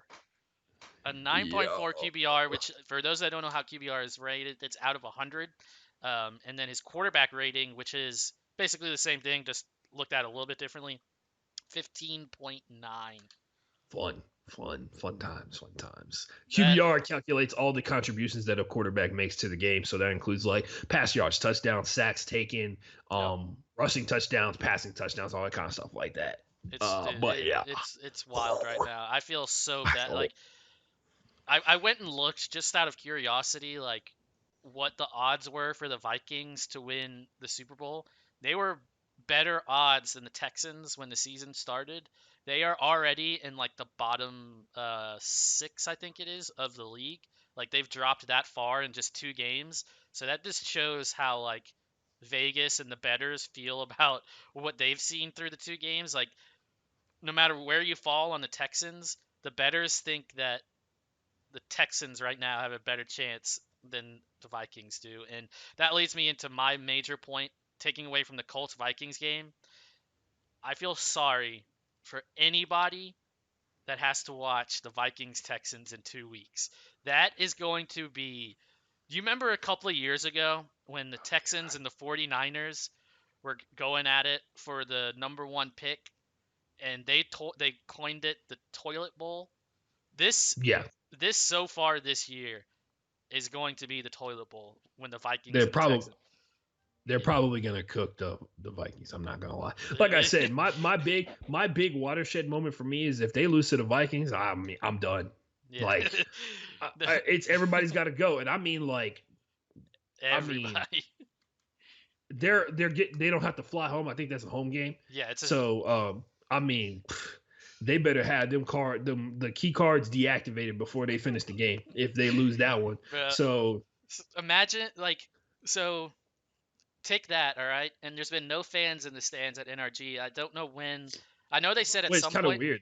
They weren't even doing like the pumped in noise, which is the strangest part about that whole thing. It's like, yeah, they just what and if we're gonna go on a tangent real quick, it has been really weird. Some of the in stadium like announcers and stuff. Like I did hear at one point in the Texans um game, if you've been to a game or if you're a season ticket holder like my dad and I are, the Texans do this thing where the guy will go, and that's good for a Houston Texans, and first down. Yeah, he waits for the crowd to say first down.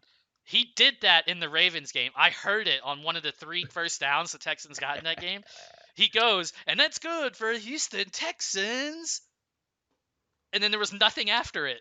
I was like, of course. You're not even going to, like, dude, it was so ridiculous. But speaking of ridiculous and stuff,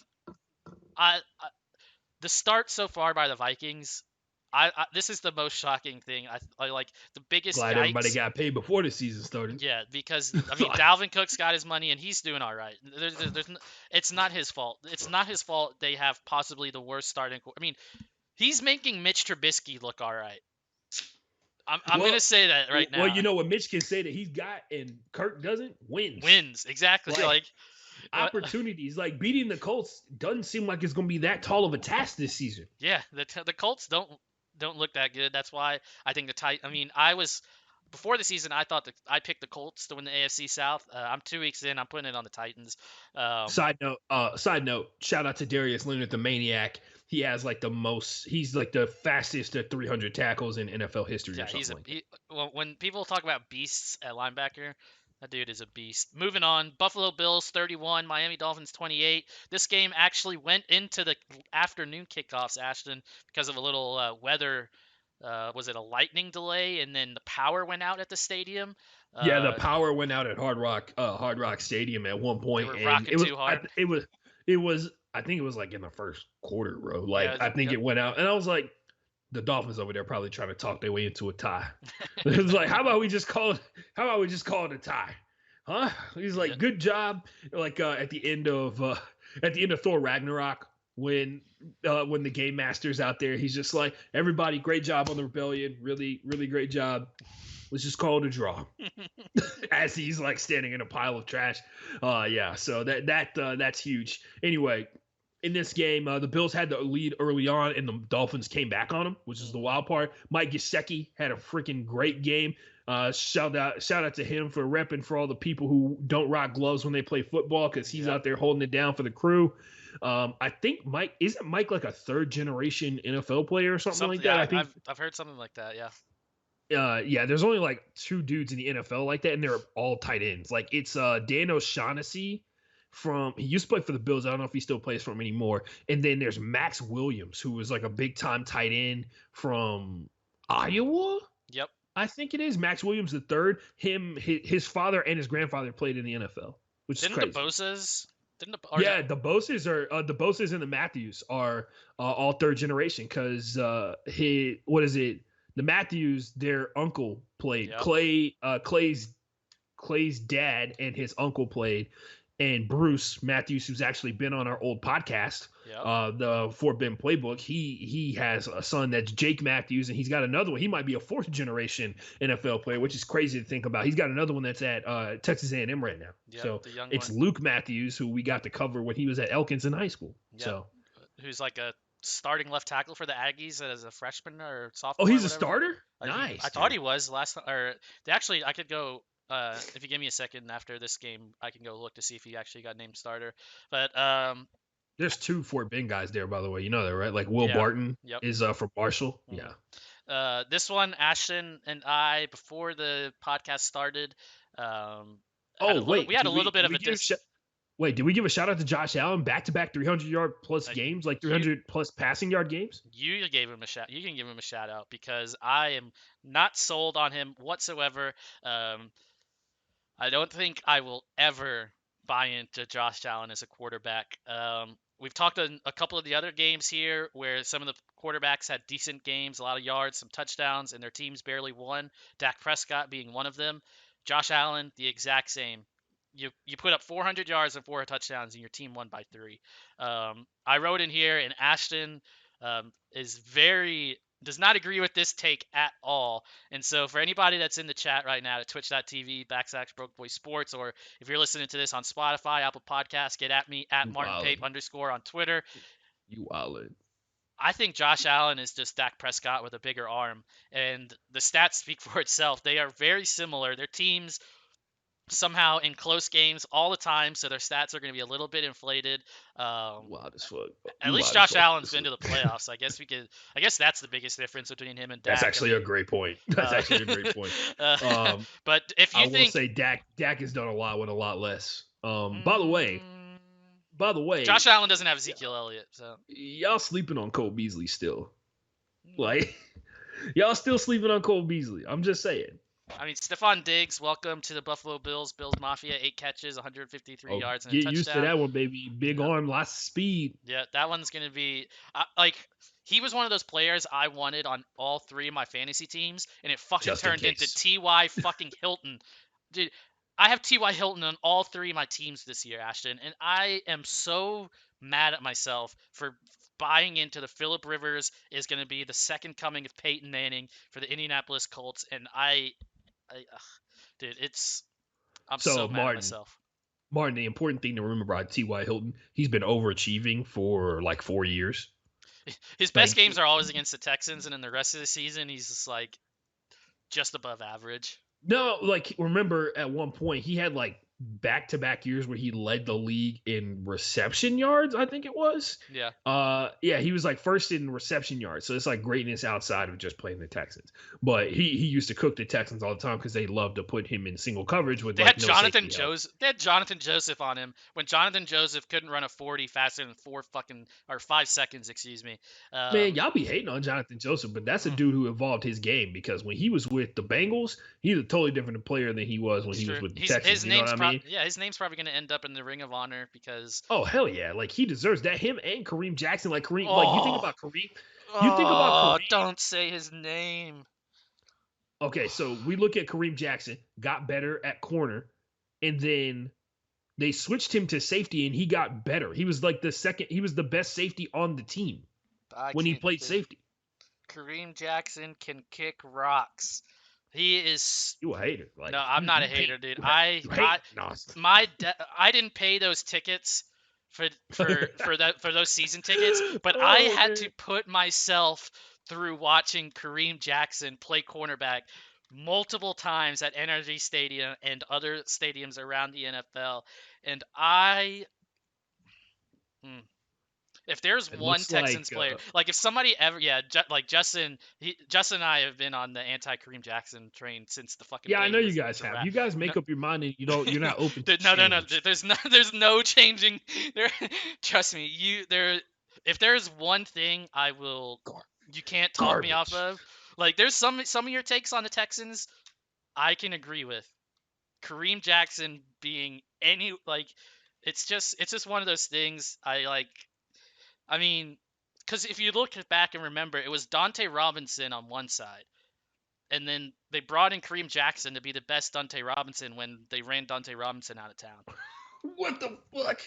Uh, And they did. Anthony Davis is in Nikola Jokic's ass, and What? it looked like he just threw up a fadeaway jumper on him, and it went nothing but net. Oh, So dude, that he literally three followed him Drake. from one end of the court to the other, and it didn't matter. Damn. But yeah, no. Kareem Jackson. But yeah, Ashton, my take on Josh Allen as we wrap up the Bills Dolphins talk. Yeah, for sure. I'm sorry.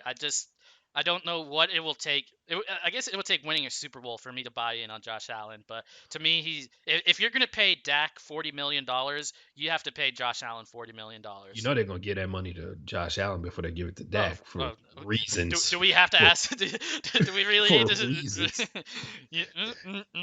For those that can't see me right now, I'm doing the eyes, But last take: if the Dolphins continue to lose, Ashton, and another team that they have a first-round pick from continue to lose, the Dolphins could legitimately end up with 2 top 10 picks in the draft.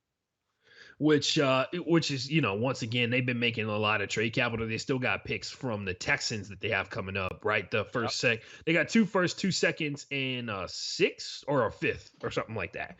No, a ton. Fourth. They got. Isn't it a 4th round? Like there's a first and a second this year, and a 4th the year after. Because there's 3. Okay, I thought it was double first, double second. My bad. I think there's a 4th. It is double first, double second. That one's for sure. But I think there's a 4th round thrown in there the year after, or is that the Cardinals, which is the next team we're talking about? And Ashton, I'm gonna cede the floor for you to somehow trash the Cardinals, beating the Washington football team 30-15, improving to 2-0. I think you just trashed them by reading off what you just said there. Go ahead. No, go, because I am smitten with the Arizona Cardinals. So I'll let you get your. I'll let you go first. So, case in point here, Martin, who do they play? Who do the Cardinals play in Week 1? The 49ers, the defending second-place team in the entire National Football League. So, I don't know what the answer to this question is going to be because it could be biased. Do you believe in the 49ers this year, Martin? Buy in. No, buy in. No, I was going to say, like, buy in what way? Like, am I buying in that they're a Super Bowl contender? Yeah. Before the injuries this past week? I mean, even before that. I think, I personally... You think they have a Super Bowl defense but not a Super Bowl offense? Yes. The offense is the reason. Do you think they have a playoff offense, and do you think they have a playoff defense? Could they have? That'll get. You gotta remember they got the Seattle Seahawks in this. So like we're talking making it to the playoffs. I'm asking you to assess them in comparison to going into this season. Going into this season, I would have said the 49ers could possibly be a playoff team. I don't think they're a Super Bowl contender as long as. So fringe playoff team is the correct term, right? Yeah. You wouldn't be surprised if they didn't make the playoffs. This season? Yeah. Correct. So they beat a decent football team in Week 1. Yeah, they beat it. Okay. I'll take decent. Because I have a point. There's a point to be made about who loses the Super Bowl and what happens to them subsequently afterwards. And that's why I agree with you to an extent on that. That's why I don't think I put them as a Super Bowl contender. It combined that with the fact that neither one of us believe in Jimmy G, right? Yep. Before I stopped talking, I was going to say I don't think the 49ers could make the Super Bowl with Jimmy Garoppolo, but I was thinking in my head they literally just did it with Jimmy Garoppolo. So it's kind of one of those takes where like I stopped myself from even though I just fucking said it out loud. And I heard that D4 got hurt again, so that's fun. He got a back injury this time, which sucks, man. So hopefully, but they're a decent team. The Cardinals in Week 1 beat a decent team. Decent for the Cardinals. Team that you think it's fringe playoff? Yes. Okay. Yes. Fringe playoff. So follow-up question: do you think Washington is a good team? No. Okay. So they beat a fringe playoff team and a team that you don't think is good. Would you say they're bad? Who? Washington? No. Would you say that Washington's bad? I would say, and I've wrote this down. Like I can So bring it up. now we got to start factoring in how much you believe in the Eagles, right? Okay. Because Yeah. two bad teams play each other and it confuses us all the time. Yep. Okay. So we got a decent fringe playoff team Mm-hmm. and a bad team. I Or wouldn't say a slightly above bad a team. not good. A not good football team. I need to find a word between good and bad. Do you think there's got to be mediocre? Mediocre, because that's yeah. bad. That's bad average, which by the way may be a stretch to call them average. Anyway, incompetent is the term I would go for the Yes. Washington Football Club. And this is what I have. But yeah, this is what I have written down for Washington in our rundown. Washington has the pieces to the puzzle in place, but it's not all there quite yet. That's how I feel about Washington. So y'all love to talk about offense. Y'all really do. Y'all love to just sit there and watch D-Hop make all those contested catches, which, by the way, screw all those dudes in sabermetrics that say, like, oh, man, you can't trust a receiver that catches off of contested catches instead of separation, which is hilarious to me. Because if they catch it, you can. And DeAndre Hopkins is the best contested receiver in the past decade in the NFL. So my biggest issue comes with lackluster defense, right? Okay. They gave up 20 points, which is not gave up. 20 points is still impressive. I give them credit on that. They surrendered 20 points to a divisional opponent, so the score's already going to be a lot lower than we think it is. Plus the fact that it's Jimmy Garoppolo-led offense, right? That's a factor. They did not have George Kittle. They did not have Greg Kittle for the last half of the game. I want to say the back half, the entire second half, they didn't have him, right? Mm-hmm. I really honestly believe, bro, you got to show me. That's all I'm saying. Like, I get it that y'all are fans because, like, my thing is, Martin, you got to tell me what's the end game that you think is gonna happen here? With By Arizona? the way, Ernie Johnson, the real legend of the game, just won the race to the giant board for the TNT halftime show. So, yeah. Fuck all the haters, bro. Love me some Ernie Johnson, bro. So respect legend. So your question is, how all in am I on the Arizona Cardinals? Where do you think this ends? I think Arizona. Where do you think this ends up? Arizona is going to the Super Bowl this year. All right, so thank you for proving my point. We both know that's not happening. So, okay. Yeah, that's all I got. I just want you, Martin. Have I ever my argument? And usually when I have these counter arguments, my counter argument is never that the team is like elite. My counter argument is looking at the evidence that I have to determine, like, they're not as bad as you think they are. They're not as good as you think they are. My thing is never like this team is elite. Your argument off of 2 games this season for a team that won 4 games last year is that they are going to the Super Bowl. That they are greatly improved on both sides of the ball. Ashton, what makes a good defense? Let's go pass rush. Even though they already had the best pass rusher in the NFL last season, right? And on top of that, coverage. By the way, shout out Chandler Jones, 19 sacks last season. A lot of people didn't talk about that, and they should have. Yeah, they added to that pass rush and coverage with Isaiah Simmons, correct? So, Martin, I'm looking at this schedule, bro. You're going to have to wait for me to believe a little bit longer. They're playing the Lions next week, my guy. Okay. I mean, when they're playing the Panthers, so 4 games. They're playing the Panthers. They beat the Panthers. Yep. I start to believe a little bit. They follow up the Panthers playing the Cowboys. You beat the Cowboys, holla at me. All right. Just saying. No, sorry. They play the Jets and then the Cowboys. So your argument, or one of your counterpoints to the Cardinals, is that their defense doesn't play good. Is it true that third down efficiency is key for a good defense? Yes. All right. Week 1 against the San Francisco 49ers. The 49ers went 2 of 11 on third down. Gotcha.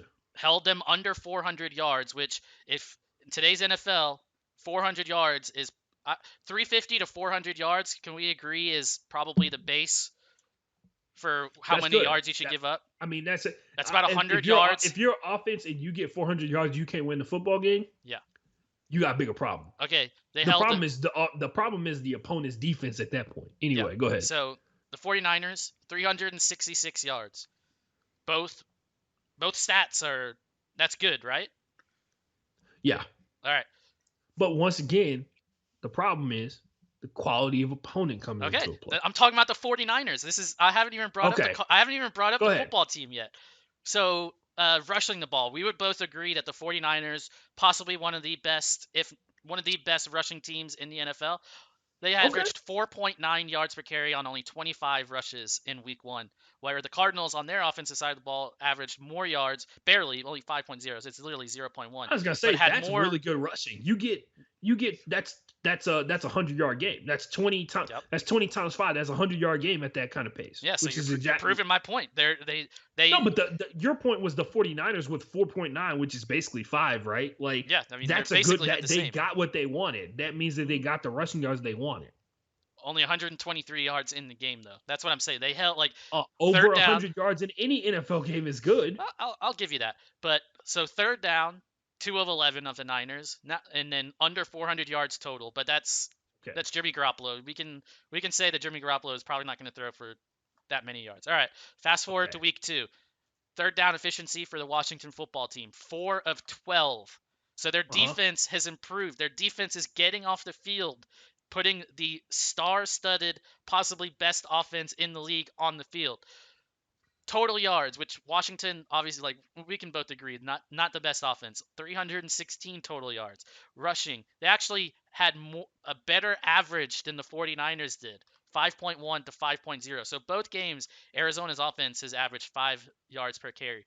So a good defense, which you were on the record as saying the Cardinals don't have a good defense, Correct. And has what you just pointed out in two is like two of the worst offenses in the NFL not completing third. And I give you, and there's like to a certain degree, right? Like you got to give credit where credit's due, right? They were on the field. They put those football players because they're professional football players. They see an open player, they can nail open player. We like to imagine. They went out there and made those plays. I'll give them credit for that. But we also need to give some credence to the fact of like coaching factors into things, even though like Ron Rivera is a really good coach, but like quarterback play. Dwayne Haskins, one of the like you talk about Dwayne Haskins, there's a lot of things going against Dwayne Haskins as a football player, right? Yep. There and some of it is out of his control. Some of it is about the stuff that he was born looking like. The other thing is like people love to talk about Jimmy G. I think a lot more people are coming around to the idea that Jimmy G ain't the dude that went undefeated for his like first 8 starts or some shit like that, right? So we're talking about like middle of the road quarterback play, which by the way, on the right team, that'll win you a Super Bowl. Yeah, I mean it got them to a Super Bowl. But my point is, so we're looking at the defense, right? Right. You know they got Patrick Peterson back there, right? Uh-huh. They got Devin Kennard. They got Jordan Hicks. They got Chandler Jones. They have playmakers all over the field now. Like their defense has greatly improved. Oh, and by the way, they got the highest paid safety in Budda Baker, who, I mean, that guy just, I mean, I'd put him up there with like we can talk about Budda Baker's job, and basically he spent the past 4 years cleaning up. Yep, of a bad defense for dudes that can't tackle. Yeah, so and now he's got anytime you see players. Budda Baker having a good game, that means the defense did not have a fun time. Yeah. Hold on. Let me. Where is this? Okay, so this is. I bet you Budda's got double-digit tackle game. Oh yeah, I've got him on my IDP fantasy league. But Devin Kennard, I mean, it's safe to say he's one of the above average linebacker. He played for the Giants and Lions, and now he's with the Cardinals. So I mean, he knows what it is to be on some teams that aren't too good, and he's finally in a spot with the Cardinals where not all the pressure is on him. There's other people on that side of the ball, and oh my God, the offense of the Arizona Cardinals. Oh my God. Ashton, I am so smitten with the Arizona Cardinals. So I've got this written down for everybody listening. For those that are into meme culture and all this stuff, you know the meme from South Park where the guy, I think it's like the episode where they talk about like the guy's addicted to masturbating or whatever, where it's the picture where he's literally sitting next to his computer and he's just blown his load and it's everywhere. That's me watching the Arizona Cardinals play offense right now, Ashton. Kyler Murray is better right now than I thought he would be entering year 2. Like I don't know how to he is the best. He is one of the best dual threat quarterbacks in the league right now. And some of the things he does, like, go back and look at some of the things I retweeted from, like, he runs like Barry Sanders sometimes. I mean, they're similar size, but like it's I can't talk enough about the offense. And by the way, they have the best wide receiver in the league. His name is DeAndre Hopkins. I still can't believe, like, as a Texans fan, I cannot believe that I still can't believe they traded him for fucking nothing. But dude, if I wasn't broke, I've wrote this down as well. If I wasn't broke and didn't have a job and all this shit, I would 100%, like, I can guarantee you right now, Ashton, if I still had my job, I would have put in an order for a Kyler Murray or a DeAndre Hopkins or both of their jerseys. And then we're only 2 weeks in. Like, as this train keeps on going, Ashton, you're going to have to get a couple more beers when we talk about the Arizona Cardinals every Tuesday, because I am going to toot my own horn and I am going to be all in. I can't say enough about how much I'm all in on the Arizona Cardinals. They were not my Super Bowl. They were my dark horse to go to the Super Bowl this year. 2 weeks in, pencil them in. It's going to be Arizona versus Pittsburgh, wherever the fuck the Super Bowl is this year.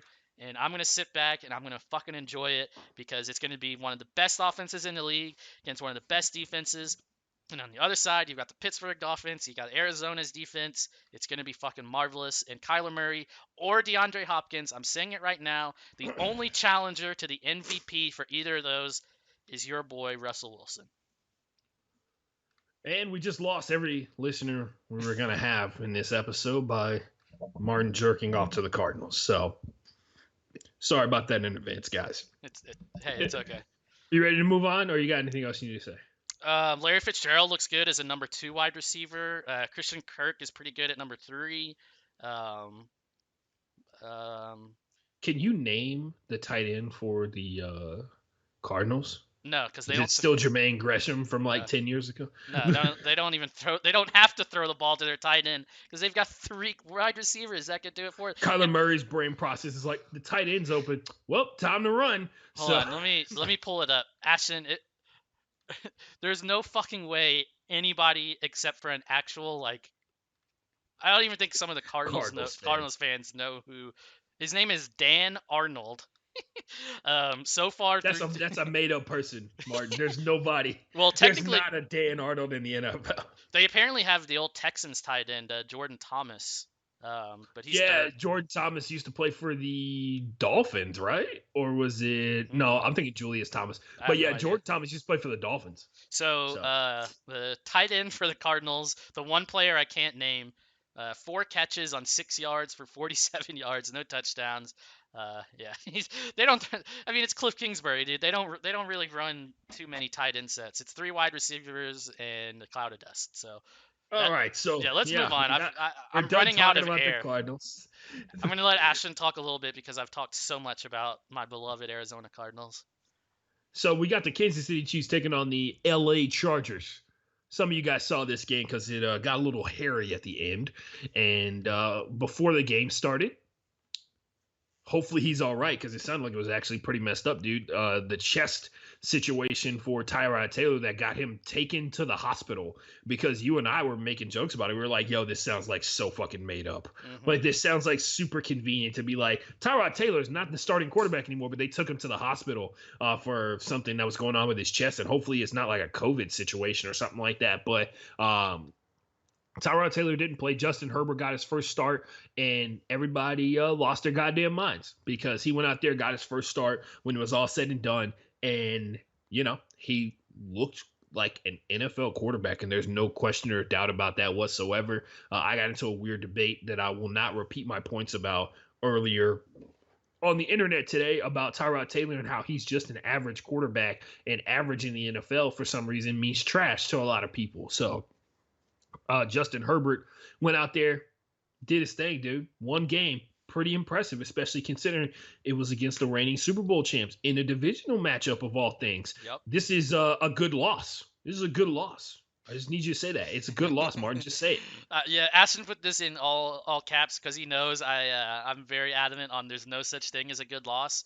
Um, um, I will say they did Rookie well. quarterback loses in overtime by a field goal Yeah, to the reigning Super Bowl champion, led by a $500 million man. yeah. He uh, another thing, real quick, we finally figured out how to say his last name because being from the South, Ashton and I, we both see it spelled Herbert, and we think Bear because of Hey, bear. because the neighbors out to the east in Louisiana, that's how they say it. I actually had a friend who spelled it like that back in elementary school who went by Bear, so that's why I've always said Bear.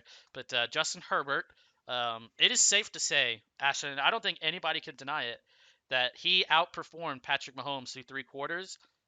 And then Patrick Mahomes reminded everybody why he signed $500 million contract with that throw he put on the fucking money to Tyreek Hill for the touchdown. That, like, there's going to be a huge highlight tape of Patrick Mahomes when his career is said and done.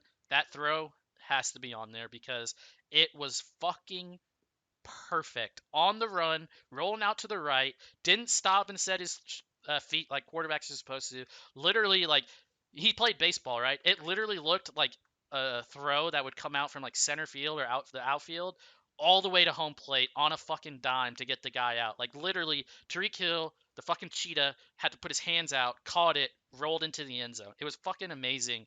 And up until that point, Justin Herbert had outperformed him. And I mentioned earlier another team looking ahead. Uh, do you think the Chiefs may have looked ahead past the Chargers to their game against the Ravens this week on Monday Night Football?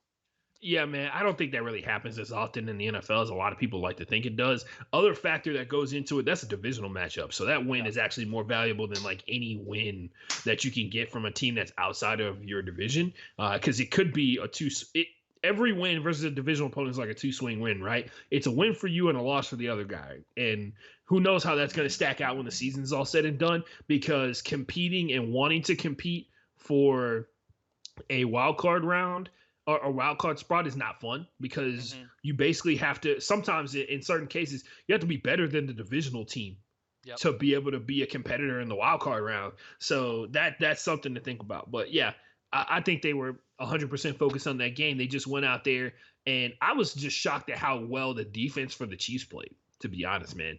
So to hold, and the Chargers, they're still working things out, but fact of the matter is the Chiefs defense is one of the top. He's the defense of a top tier team that I don't have as much faith in as everybody else does, Yeah. because their pass rush is kind of off and on a consistent basis. They're inconsistently consistent. They're consistent about being inconsistent when it comes to the pass rush, and that's a big difference for them, especially considering their best secondary player is a safety. Yeah. So uh, that's yeah. yeah. For the Chiefs defense, as a couple as Frosty and a couple other people know, and I've mentioned last week, I stream my defenses each and every week in fantasy.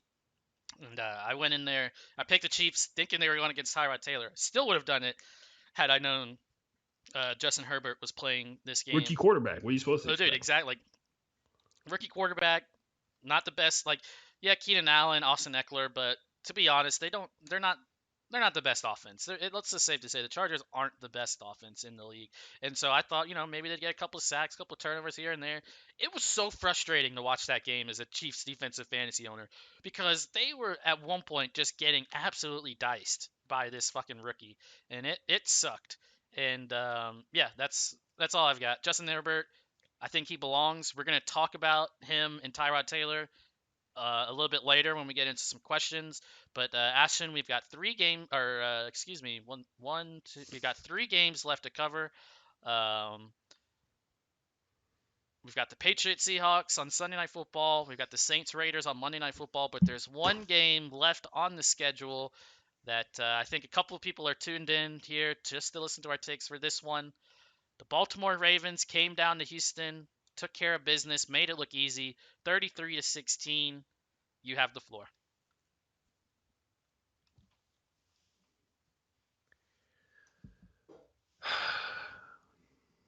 Is he finally there? Is he finally there?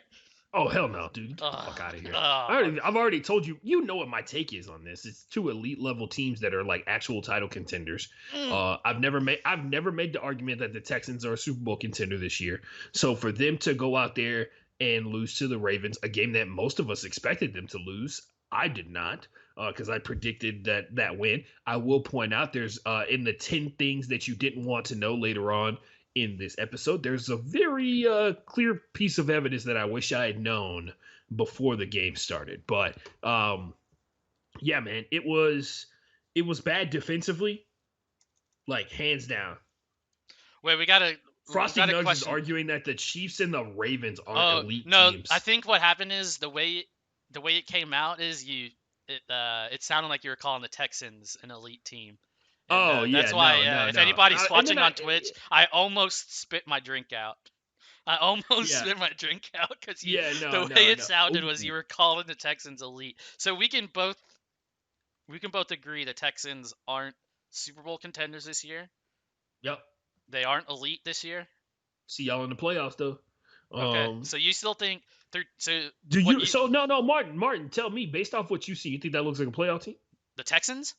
Yeah. No, they're going 4-12, and they're going to be lucky Okay. to go 4-12. There's Right. like So you're saying that based off the strength of schedule, right? yeah, based off of who the Texans have to play. Not that they're like a shit team. You think that they're? You think no. that? Okay. No. I will. They're we not. gotta they're hit not a thesaurus and find the gaps. Like we can't be like elite, good, bad. Like that's that's too simplistic. We said mediocre earlier, right? Mediocre is bad average. Right? I would say average it to a negative because, like Frosty Nugs mentioned earlier, that the frustrating thing about the Texans is they should be a lot better than they actually are. Yes. That's what mediocre. So they're mediocre. Yes, I will say, as of right now, they aren't shit. The coaching may be borderline getting there, or possibly already there. So right? hold up, Martin. You like some stuff you saw on Sunday? Have I liked anything that I saw on Sunday? No. Did you see some stuff on Sunday that you liked? I like the fact that they didn't lose 41-7 like they did last season. Which, by the way, another point to my credit. I mean, they got.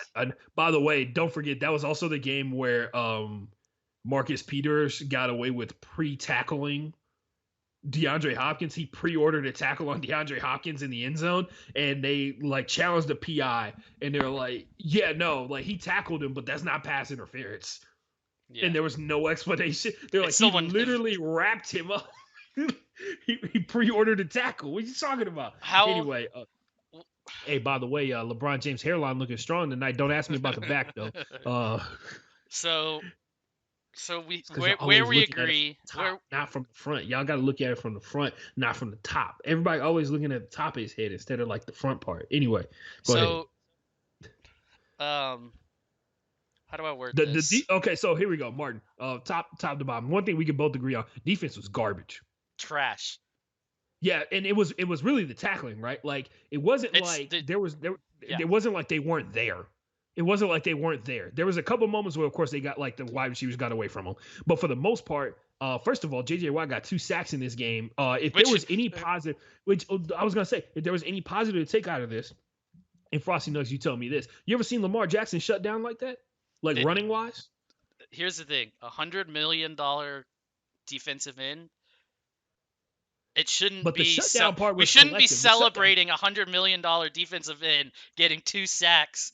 Like, yeah, I will give you that point. Lamar didn't have.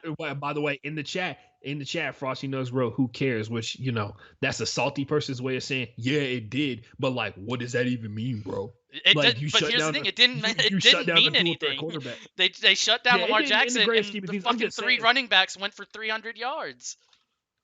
Yeah, that was bad, especially on that. By the way, it looked like Blitz C from Madden, where there was no linebacker. What was that? I mean, hey, they were banking on Lamar Jackson trying to run that shit out, and they were like, "Oh no, you got to beat the whole team before you get past the line of scrimmage." Which, by the way, if they had run that, credit to Mark Ingram, who is one of the most underrated like top 10 backs in the NFL right now. He was like, "Oh, they coming right up the gut. Well, let me just sidestep to the left and let me let me just sidestep to the left and I'll see you guys in the end zone." That, Um, so while we're talking about fourth down yeah, plays, hey, no lie though, the Whitney Merciless, he didn't get scratched. no, he He didn't. chased Lamar out of He's he not chased in Lamar out the. of bounds. No, he's not in the stat sheet. That's what Whitney Merciless is not credited with a single tackle in the game. Oh, okay, that's what you're saying. I saw him get a pressure, which by the way, if you out here giving us stats, sometimes that has happened. My bad. I Yeah, misread it. I was no, like, you said scratch, and I was like, Whitney Merciless was there. I saw him chase Lamar Jackson out of bounds one time. So, so here, but congrats, good job, Whitney Merciless. One time, one time you ran Lamar yeah, Jackson man. out of So bounds. yeah, no lie, no lie. So, Defense was garbage. oh, dude, There was one third down. Like by the way, it was they would get to third down. They would force a third down. It would be like 3rd and 4, and then they wouldn't tackle on the yeah, third down. Zach like Cunningham tried to show like I remember looking at that. I was like, we shoulder tackling on third down. the We're shoulder tackling on third down, my guy. You know what I mean? yeah, you and I even That's what got texted DJ about it. Swearinger traded away from here, right? You know that, right? Yes, like Yeah. you and I texted about it. The Texans would have one good play on defense, and then the next 3 to 4 plays were like, They weren't stringing successful plays yes, together. no They consistency, and that's on the yeah, coaches. That's not on the players. Consistency is coaching. to Martin to your he almost knocked that down. Sorry, I'm watching the Lakers Nuggets game as well. But to your credit, man, do you feel like there's been an investment in the defensive side of the ball? None. I saw Ross Blacklock, who by the way Got kicked out of the destroyed fucking by game. JJ Watt in the media. I don't know Yeah, if you he saw did. it or Yeah, not. he Like fucking roasted him. yeah, and hey man, if he said that all that stuff to his face, totally cool. You know what I mean? My biggest beef is when it comes down to like with Ben Roethlisberger, right? Ben Roethlisberger was calling out wide receivers, wasn't saying it to their face, even though they worked together, but he would go on radio and say it on the radio to everybody else, but not say it to their face. And then people would write stories, and then journalists would come to work the next day, ask the wide receiver, like, yo, like, did you hear, your quarterback says you're not working hard enough? Yep. And I'm like, that's a fucked up thing to say to an NFL player. You know what I mean? Nobody gets to the NFL off just like pure talent, bro. Yeah, and so Work hard in some way, shape, or form. So the elephant in the room, the wide receiver core, and the yeah, and the running, the not just the wide receiver core. I've got my cat going crazy right now. Hold on. So you traded DeAndre Hopkins, right, for David Johnson, yep. and then we also brought in Brandon Cooks. Yes. So far through 2 games, not a single wide receiver for the Houston Texans has caught a touchdown pass. Correct.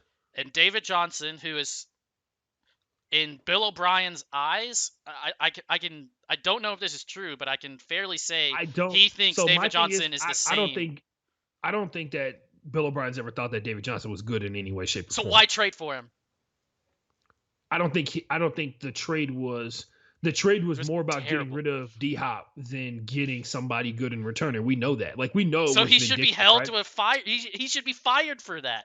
You traded a generational talent for somebody that you think isn't that good?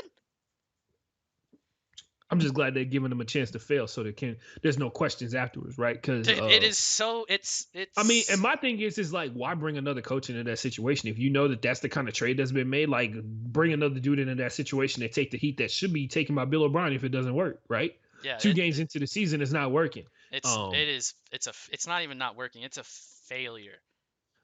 We're 2 games into the season, Martin. That's my thing. 2 games into the season, I'll give you. Played elite level competition. That's all I'm saying.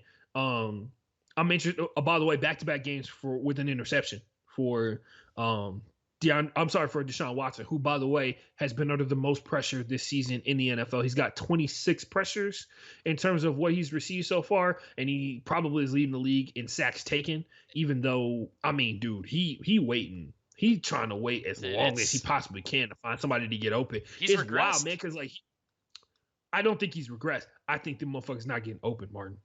Like, I think they're legit not open down the field. Which is crazy. Like, Randall Cobb came in here, stole some money. Like, the thing that gets me, right, is Bill O'Brien harped heavily on the fact that DeAndre cost too much money. And then, by the way, what DeAndre negotiated is like the range that's like what everybody expected for him. Yeah. So it's just it's a massive disrespect to pretend that he's not one of the best wide receivers in the NFL. We know that. Like and Martin, even in the situation where you're talking about the Cardinals, the one thing I've never denied, I'm like, y'all clowning if y'all trying to pretend that DeAndre Hopkins is not good, bro. Yeah. Like that's ridiculous. I've seen that man make amazing plays on the football field and catches and passes that shouldn't have been caught, right? Yeah. So here's the thing. Cooks and Cobb, their contracts basically, I mean, what is it? I think I read somewhere it's like $3 million difference. Right, because I think I want to say, well, they took Cooks's Rams contract. Yeah. And Cobb is a free agent, and I think they signed him for like slightly above the veteran minimum. Yeah, which is, and so there's just, I don't know. It just, what we've seen through 2 games right now. Hey, I'm telling you right now, Martin, I gave you a deadline, dog. They lose to the Vikings. This podcast is gonna sound a whole lot different. All right, and as a fan of the Houston Texans, I can't wait for it to happen because this Bill O'Brien GM, like, and for the people that don't know me that are listening to this, and Frosty Nugs in our chat can highly agree to this. I would say up until the DeAndre Hopkins trade was all in on Bill. I had my complaints about the offense not changing, the things he would say in the post game, but I was all in on the Texans. I thought they were a Super Bowl contender year in and year out, and people used to give me shit for it. Super Bowl contender. I never even got that far, dog. I was there. That's where I was, and then things started happening, and you start hearing for 7 years in a row, we got to coach better. It starts with me. And at what point does I have to coach? At what point do you listen to yourself and say, I'm not coaching better. I'm coaching the exact same way I have been for however many years I've been here. There just has to be a time to say, like, all right, it's just not working. And you blow a 24-point lead and you trade DeAndre Hopkins. I'm sorry. Like, yeah, and Martin, to your point, the reason that you were able to hold off for so long is because you witnessed Bill O'Brien do some shit that he shouldn't have been able to do, according to, like, if he's a bad coach, there's some games that he shouldn't have won that he did win. Yeah. And there's some games that he should have won that he did not win, right? Like, it's this mix of it's this variance of consistency, which of course is the moniker of greatness. If you don't know that, like, as a human being, like, dropping 50 points in a basketball game one night does not make you great. Like Michael Jordan is dropping 35 every single game for an entire year, for years on end, to be able, even in your days where you're supposed to be on the back end of your career, dropping 40 plus on dudes when you're playing for the Wizards. Yeah. That's the moniker of greatness. And the Texans can't be great until they're consistent. And the only thing they've been consistently at is consistently bad on defense. Yep. And really it comes down to it, like, Martin, the past situation, teams are killing them on the short game. Killing them on the short game. And even and the best part is, like, the deep bombs, they're not getting those anymore. Like, last year, they used to be able to kill dudes with, like, the deep bombs or whatever. And it may be because the zone is being read a little bit better, maybe because the defensive play timing is a little bit better as well. But the fact of the matter is, like, I see changes in terms of, like, not accepting the deep passes down the field. And it may be because the short yard are just working, that teams drift away from it. Which, by the way, talking about coaching better, drifting away from the short passes, like, later on in drives, knowing that they dialing up the blitzes because they have Matthew Judon plus Calais Campbell plus sending extra blitzers off the edges. They want to do that. That's how they live. That's how they made up for the fact that they didn't have pass rush last year. And I'm sure at some point or another, they had somebody help out. I think their objective really was, Martin, is like, they're going to blitz. We're going to overload the secondary with 5 potential pass catchers. And hopefully Deshaun can read it before the blitz gets there. I'm like, bro, you can't bank on that. Nope. Like, you can't bank on that when there's not many teams in the NFL that have 3 legit fucking corners. Like, Jimmy Smith is considered to be one of the the 3rd best corner on that team. And he'd be You know the what I mean? fucking stud of the Texans defense if he was on the other side of the ball. Yeah, exactly. But yeah, to answer your question, Frosty Nugs, we'll see, man. I gotta go. Like honestly, bro, I didn't watch what the Steelers looked like last week, but beating the Broncos 26-21, bro. Like if that doesn't say vulnerable, because once again, the Steelers right now, as far as we're concerned, Martin. By the way, Frosty Nugs asked in the chat, 0-3 next week. By the way, said it now, Martin. Is that good comp? Are the Steelers good comp? Good what? Because they're your Super Bowl pick. Are they good competition? Yeah, they're my super. Like, yeah. I don't think. I'm just making sure. Here's the thing. So I'm not trying to get you back on the bandwagon. I'm just saying they go out here and they go out here and play their first close game of the season. A little different. No, they would have to go out and beat the Steelers like by double digits for me to even. That's a lot. That's yeah, a lot. for you're me, you're not even happy with a win. See, that's your problem. You greedy, I'll be man. No. I'm still a I'm still a Texans fan. Reluctantly. I'm just not supporting them this year. Does that make any sense? I get you. I have hit the point where you're not signing up to get hurt. I can't support the product that is the manifestation of Bill O'Brien being the coach and the general manager. That's what I'm not supporting. To answer Frosty Nugs' question, he wrote they play better than the Texans. Haven't seen that this season. I mean, like based off the Steelers, they do have those 2 wins, right? Have you seen them play like at a high level? Better. They have both games. They have looked better than the Texans. Versus who again? Once again, that's like the Broncos. That's my biggest problem. That's my biggest problem. Like y'all keep pointing out, like they look like y'all not taking into reference the level of competition that they're playing to look good. Okay, yeah, the New York Giants week 1. I mean, that is what it is. Denver, 5-point victory.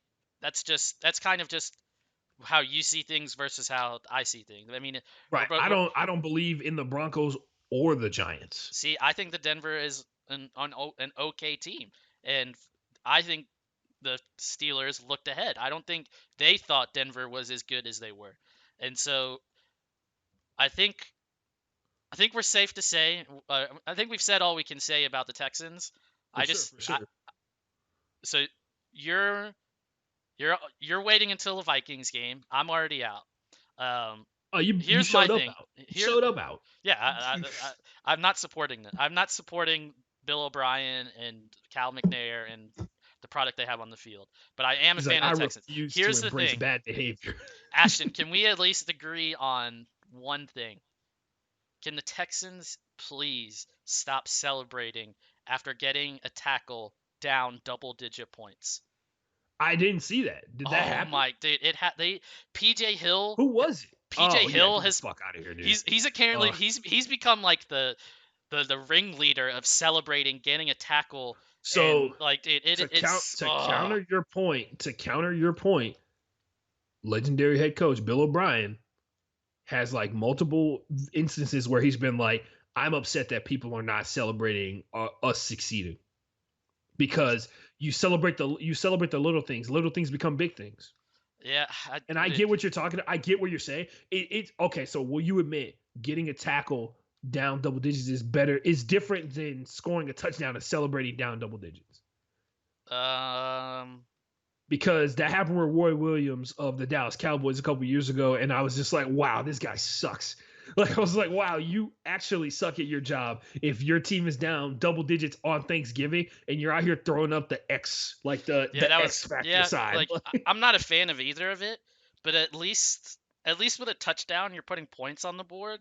But if you're just getting a tackle or a tackle for a loss or defending a play, like just get back to the huddle, man. You're down double digits. Nah, I'm about the positive vibes, bro. Because like it's a bad situation. There's no question. Like my thing is like they're not delusional to the point where they're just like, yeah, man, that really changed the game. Which it takes, once again, like we mentioned before, they're not stringing plays together.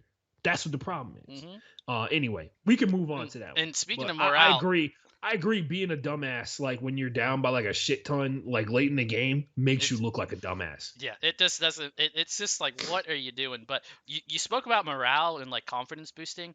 Have you seen the shots that the TV, like we only see what the TV shows us? Have you seen the Texans sideline and how the players and Oh everybody, yeah, they started off the game like looking pretty dead, and they and, just, and honestly, Martin, let's be for real. They wanted a few team. They sound like they have the quietest stadium in the NFL. it's so like it just looks like, I don't know if I texted you this. I texted somebody this. It looks like they have quit, or they just I don't not, believe maybe that, not they man. haven't quit, but they They look didn't like come they out haven't bought firing. They in. didn't come out. Yeah, they didn't come in starting on all cylinders, bro. And that's the biggest problem. Neither game, like, yeah, they're playing tough competition, but neither game have they come in looking Right. like they have any confidence or anything. And yeah, that comes back to fans shitting on them, but sometimes it's warranted to the shitting Yeah, on. but will you admit that Texans, like Oh, Houston fans, are we're the terrible. fucking worst? We're Yeah, we're they're the some fucking of the we're. worst. I mean, obviously we see it more than other teams, but yeah, Right, of I mean course. that's where I But was a some of the year shit that ago. people, Like the some of shit the that shit that people Justin call says. in and talk about, like some of the stuff that people call in and talk about on these radio stations here in Houston is insane to me. Oh yeah, dude, some Like, of the things that Justin used to bring up, I was bewildered. Like I would almost know which radio station he was listening to at the time when he texted me his what he is he said. But sometimes it's warranted, dude, and it's bad. Let's move on. The yeah, Patriot. Or go ahead if you want to say one more thing. no, I'm done. We're done talking about the Texans. Yeah, we've got a lot more to say about the Texans throughout the rest of the season. Thank you for everybody tuning in. We got two more games. We got the injury list to get through. We got some questions, and then 10 things you didn't want to know. So the Sunday night, Ashton, which Hey, by the way, I'm gonna chug one during the injuries. See if I yeah. can chug before you finish the injuries. All right. This one, a candidate for game of the week. There's a couple. Oh yeah, that was Uh, best game of this you, entire week, hands you down, think? So? like no question. I It think came down to the last competitiveness. play of the game, and Yep. we saw action from like from the top, and it was action on both sides of the field. Like we saw one we got to witness the first sign that that Stephon Gilmore is a human being. Yep. Because he got beat, and it took a Superman like person to beat him. So still no confirmation that Stephon Gilmore is a human being. DK Metcalf finally got the best of him because he's twice his size. Yep. So Russell Wilson, I mean, bro, MVP. Like, I don't know what we're really talking about here anymore. Chris Carson looking like a totally different running back than he did just a year ago. Bobby Wagner, KJ Wright, who I hope is all right. I think he got hurt during this game, but Bobby Wagner dominating, bro. Cliff Averill got hurt during this game as well. Shaquille Griffin, not Shaquem Griffin, the corner. Once again, like I mentioned before, Shaquem Griffin is the perfect IDP corner because he's good. Yep. He's good enough for quarterbacks to throw at, but he's also good enough to stop plays. So he gets deflections and he gets tackles. But Shaquem's looking pretty good. Everybody else is looking pretty bad. Jamal Adams should have been ejected in the course of this game, and nobody said anything about it. I don't know who it was. Was it Julian Edelman? He went head to head with Julian Edelman I on think one they of those plays ruled that he that should have. Edelman put his head down, or so. I don't fucking know. But they're gonna do anything to Yeah, keep Jamal Adams in the game. it was rough, man. I don't think Jamal Adams is a guy that rough enough to set like he's important enough to set him up to be successful. You know what I mean? Mm-hmm. But nonetheless, it was a hit to the side of the head, and it was like the sketchiest hit we've seen the entire season. So Jamal Adams went out there, played really well, got a stop on third down that forced the Patriots into a bad spot. Patriots were slowly coming back the entire time in this game, and it was really interesting to see how they approached it. Also, Martin, most important thing to take away from this, you motherfuckers let the Patriots get Cam Newton. I know, dude. That was my take. Like, dude, somebody tweeted it out. Nick Foles, who is the backup quarterback for the Bears, is making $10 million more by than the Cam way, Newton. Sports Center tweeted out that there's like 12 other players making more money than Cam Newton, and we know what that is, Martin. But we don't need to talk about that. If you know, you know. And one of the few backup quarterbacks who wasn't making more money than Cam Newton was Jameis Winston. Mm-hmm. So yeah. Yeah. Anyway, this was it was wild. This was riveting to watch. It reminded me so much of their they kept referencing it every time Pete Carroll and Bill Belichick go up against each other. It just turns in an instant classic. And, I mean, it didn't disappoint. The Seattle, they are clicking on all cylinders on the offensive side of the ball. Their defense, their offense is playing to the point where the defense just has to the defense could be average, and the Seahawks would be just fucking fine because of the way that Russell Wilson is playing right now. Right. I'm obviously we talked about Kyler Murray for about 20 fucking minutes, but Russell Wilson is just I mean him and Kyler, they're the same height. So are we finally, I mean, we're not there yet, but I think we're finally at the point where height shouldn't really like shouldn't really prevent a quarterback from making millions of dollars like Drew Brees did way back when. I mean, yeah, he had the arm surgery, the elbow surgery, so that played into it, but one of the reasons the Dolphins didn't sign him is because of his height. So, Morton, the other thing I wanted to point out here, and people in the chat can say this too, is Russell Wilson what Lamar Jackson and Kyler Murray are aiming to be? He's better in the pocket than both of them, in my opinion. Like with man, see, it's hard to say with worse talent because they're not. The Seahawks took a long time, but they got it back on track, right? But my thing is like there is never like when, and maybe this is different for other players, right? When Russell Wilson's out on the field, the clock has to be at 0-0 for me to believe that they lost. Yep. And the same thing you can say that about Lamar Jackson, but we've seen the faults in Lamar Jackson, right? There's never like Russell Wilson's never had a game where he's looked like Lamar Jackson in the AFC semifinals, right? Yeah. They're in every game, and no matter what, even if they were down 3 touchdowns with 1 minute left, I was like, they're gonna figure it out somehow. I don't know how, but it's gonna be fun to watch. You know what I mean? So, has there ever been a game in his career, or at least since he like rose to where he is now, that the Seahawks lost the game because of him? Because I can't think of one. And I think the numbers prove that, bro. Like the way he already plays at such a high level, and then it's almost like he gets better. Yeah. The higher the stakes are. Yes, I 100% agree with you on that. Like he is one of those players. Like he's I'm trying to think of a Damian Lillard. Like his worst. The only thing you can hold against him is that fucking slant play that Malcolm Butler made. Yeah. That and was like legend. That was Matt Patricia, wasn't it? That wasn't. I'm sorry, Malcolm the play Butler. that Matt Patricia made. Yeah. In the fourth quarter of the Super Bowl, that's like the one play you can hold against him, and it's like. You think about that game, that makes him a 2-time Super Bowl champion. He's one completed pass away from being a 2-time Super Bowl champion, right? Yep. And being an instant Hall of Famer. And like Frosty says, it wasn't his call to throw the ball because I mean everybody knows Seattle should have run the ball right there. But also very fitting that came back up. I was literally just about to say that. Like for the people that want to sit here and say Seattle should have ran the ball, New England just ran the ball in the exact same spot, going the exact same direction. Like, and was it you that retweeted a video from somebody saying that it was Bobby Wagner that was the the main reason? Was shout out Jeff Schwartz.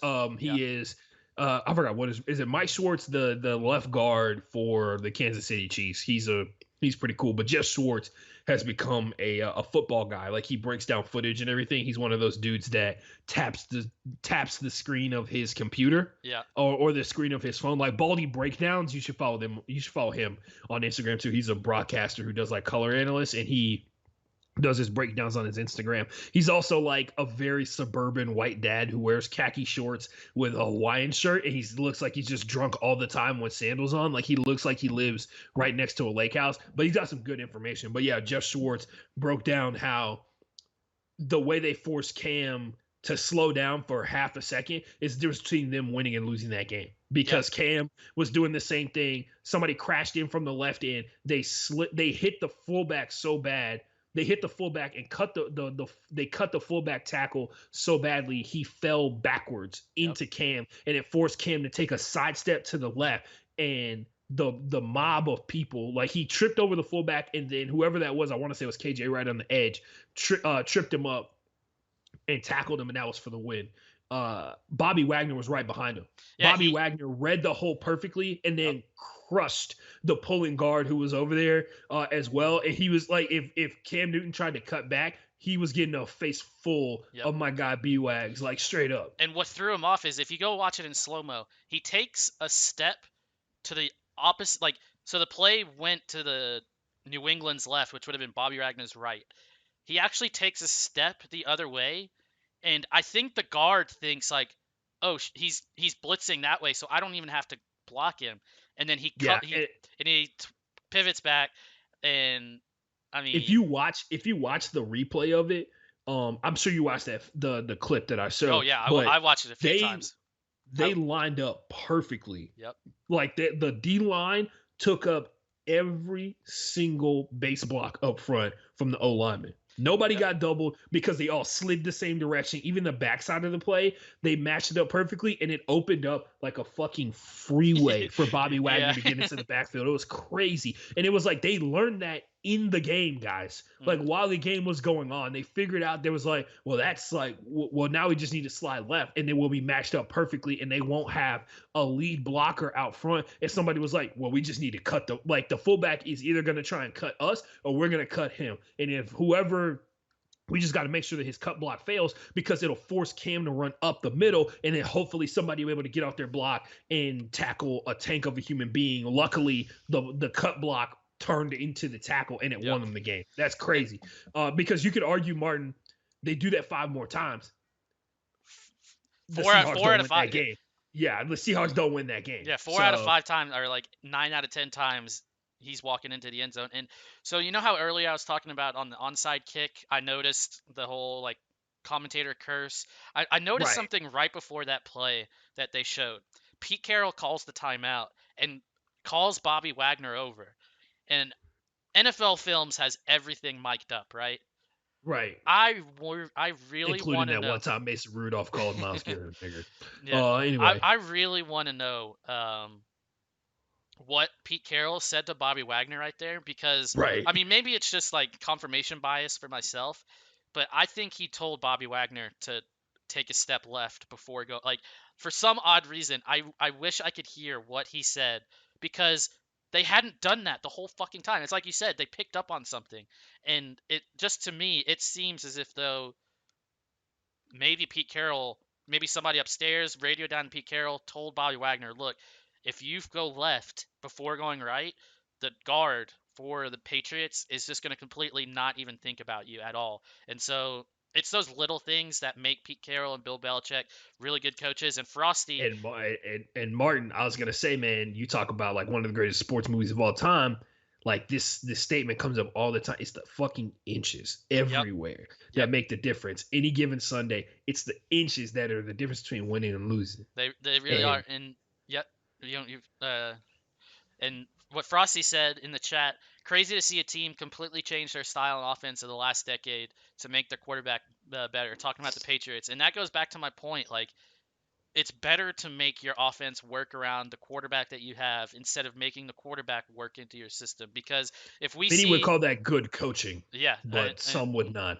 I would say that's great coaching, actually, and that's why I think Josh McDaniels still deserves to be a head coach in this league. But he is doing the smart thing and staying in New England, where he'll probably win more games than he will being a head coach. Even though I think he would be all right in a second or third stint. I can't remember how many teams he coached before going back to New England, but imagine saying the Texans coach doesn't know how to do that. Yeah, that's what I was talking about with the Titans and Jaguars earlier. The Bill O'Brien, for some reason, makes it look as if though Deshaun Watson should play into his system. But last season, it seemed as if though he changed all that. But that's a different story. But the Patriots, and then they changed it all again. Anyway, yeah, it's crazy. Patriots and Seahawks that'll probably end up being like top 3, top 5 game all season. And then our last game to recap here, Ashton, a game that when we did our picks, I said I was going the Raiders, and I didn't really have a fucking reason for it. I just thought, first game in the brand new stadium. Without getting into it too much, I'm a big fucking fan of that stadium. Except for the fact that it looks like a Roomba on the outside. Like, when someone said that like months ago when they finally finished building it, I can't unsee the fact that it looks like a fucking Roomba. But on the inside, good God, if I can get to Las Vegas and see a game inside of that stadium, I would fucking love to do it. And one more point, John Gruden, like, he is, like, for me, the epitome of a coach I would love to fucking play for. He just, I don't know. The Raiders are something else when they have everything clicking. Yeah, man. Derek Carr went out there and kind of slung it around a little bit for the first time in a while. So that was good to see him do that, especially after week 1, where they did not play very well versus the Panthers, which, you know, maybe I would say it's more because the Panthers are actually a good team, or like a slightly below average team in the NFL. So it's tough for the Raiders to be able to beat them. And we just got a ton more evidence, Martin, that it might be over for the Saints. Yeah. So Was it you? it's Sorry. the resume is building right now, because if one player is the difference between you winning and losing a game, one non-quarterback player is the difference between you winning and losing a game. I saw a stat where it's like every game since Michael Thomas joined the team that he hasn't played, they lose. So it may be because Michael Thomas is like the guaranteed short yardage type of player, and Jared Cook is used further down the field more so than a lot of tight ends. But it's been interesting, man. It's been interesting to see them not be able to piece it together. And it's not even, I don't even know how to say it. It's them not piecing it together in key moments, right? It's not even like they just look like garbage the whole game. It's them not piecing it together in key moments. And guess what, Martin? They are looking more and more like a team that cannot afford a turnover. Yep. Because the old Saints offense that we know, one interception one interception just means they're not going to score 40 points today. One interception seems to be the difference between winning and losing now. Yeah. And never seen that Saints team. I haven't seen that Saints team in a long time. Yeah. As somebody who used to go to every Saints home game when I was growing up in Louisiana and New Orleans back in the days when all the fans had bags on their heads, it's definitely different. Like the Saints have a the Saints. I'm going to say this, and I know for a fact Justin is going to disagree with me. The Saints and the Texans linked inextricably forever. Well, they have they're almost in the same boat. And you just mentioned it a minute ago. Consistency. The two games, so yeah, they beat the Buccaneers, but there has been no consistency from the New Orleans Saints in the two games that I've seen, and they're my second team. Like the Texans are number 1, Saints are number 2, and Martin, and you know this, man. The NFC South is the most erratic division in all of football. Yep. Because it's what is it? I think it's every year for like 4 years the fourth place team became the first place team the following year or something, or they made the playoffs. I forget what the stat is, but you look at what the situation is right now based off what we just came off of. They gave, the Falcons give up a massive comeback, right? Yep. No question about whether or not their offense can cook. They play the Falcons. You're worried if you're a Saints fan. Yep. You're very worried if they play the Saints. Same thing with the Buccaneers. Buccaneers, like for whatever we have to say, everybody's kind of still like, I mean, Tom Brady. You got to show me that he's not good. And we just talked about how we see the Panthers overachieving, bro. Like we see the Panthers like, yo, Teddy Bridgewater, that stat line doesn't look good, but you watch the game, it's not the same team. Like that's not you see the stats that Teddy Bridgewater's putting up, and you put Mitch Trubisky's name next to it, it's like, oh, he's the reason they lost. You know what I mean? Yeah. That's not the case with Teddy Bridgewater. Like he's making plays to get them in a position to succeed. So, did you say this last week? I know I talked to somebody about this. At what point this season did they bench Drew Brees or Taysom Hill, or did they just ride? Like, did they just ride it? The fact you think it's Taysom Hill is fucking cracking me up, bro. Oh, you think Jameis Winston's gonna be it's Taysom Hill, bro? Come on, do we really? Do you want to go there? I have a follow. So how long until they bench Drew Brees, and then I tell you this, it's half the time it's gonna take them to bench Taysom Hill and start Jameis Winston. Okay. And Frosty's making a point in the chat saying Father Time is undefeated. We're seeing Brees fall back to earth. Same with Brady. I agree with that on Drew Brees because I don't know how many people stay tuned in after Monday Night Football, but if you want to see some great fucking sports coverage, shout out to SVP. SVP is my fucking man. I mean, he has been there since the fucking Stuart Scott days. Like he is. I'm not tired yet. Ooh. Yeah, you want to see some good shit. R.I.P. to the legend Stuart Scott, bro. When holla at a player when you see him in the streets, will want to be my all-time favorite fucking lines of Stuart Scott. Man, I can't believe he's like I mean, there's as sports fans that grew up in the television era, like the the era that you and I and Yeah, all we, of our we friends. grew up in a time where we spent all day watching Bro, Sports Center. I fall asleep and woke up. Like, I swear some of the stats I knew back in elementary school and middle school and even early high school days were because I left fucking ESPN on with Stuart Scott and SVP and all the old greats. And we're going to talk about this on Thursday. There is some great fucking talent at ESPN right now. Don't fucking slander Katie Nolan unless you want to fucking come at me and anybody else that knows Especially if what. you don't have a fucking chin. Especially if you don't have a chin. I mean, So don't. I'm gonna God save damn. that take for Thursday. But Scott Van Pelt broke it down. All these motherfuckers with no chins got a lot to say, Martin. So And they that's coming from a fat dude. That's coming from a fat guy. Like, bro, you know what I mean? oh yeah, we're gonna save that one for Thursday. But so SVP brought up a stat, and I couldn't believe it. Drew Brees had the second Yeah. shortest yards per completion since Brett Favre with the Vikings. Yeah. That's where we're And at.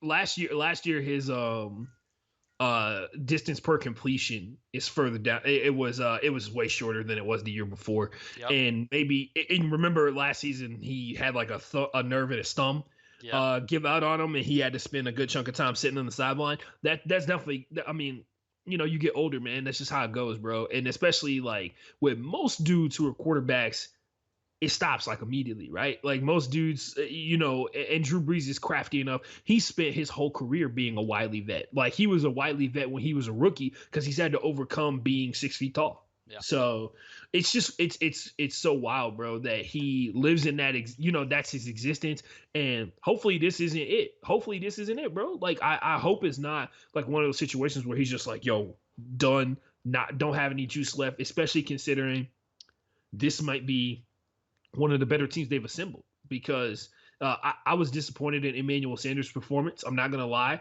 on Monday Night Football, but the Saints are such an interesting group of guys because they, looking at the quality of opponent that they've played, the Buccaneers are a team that we're very skeptical of, and the Vegas Raiders up until last night very skeptical of.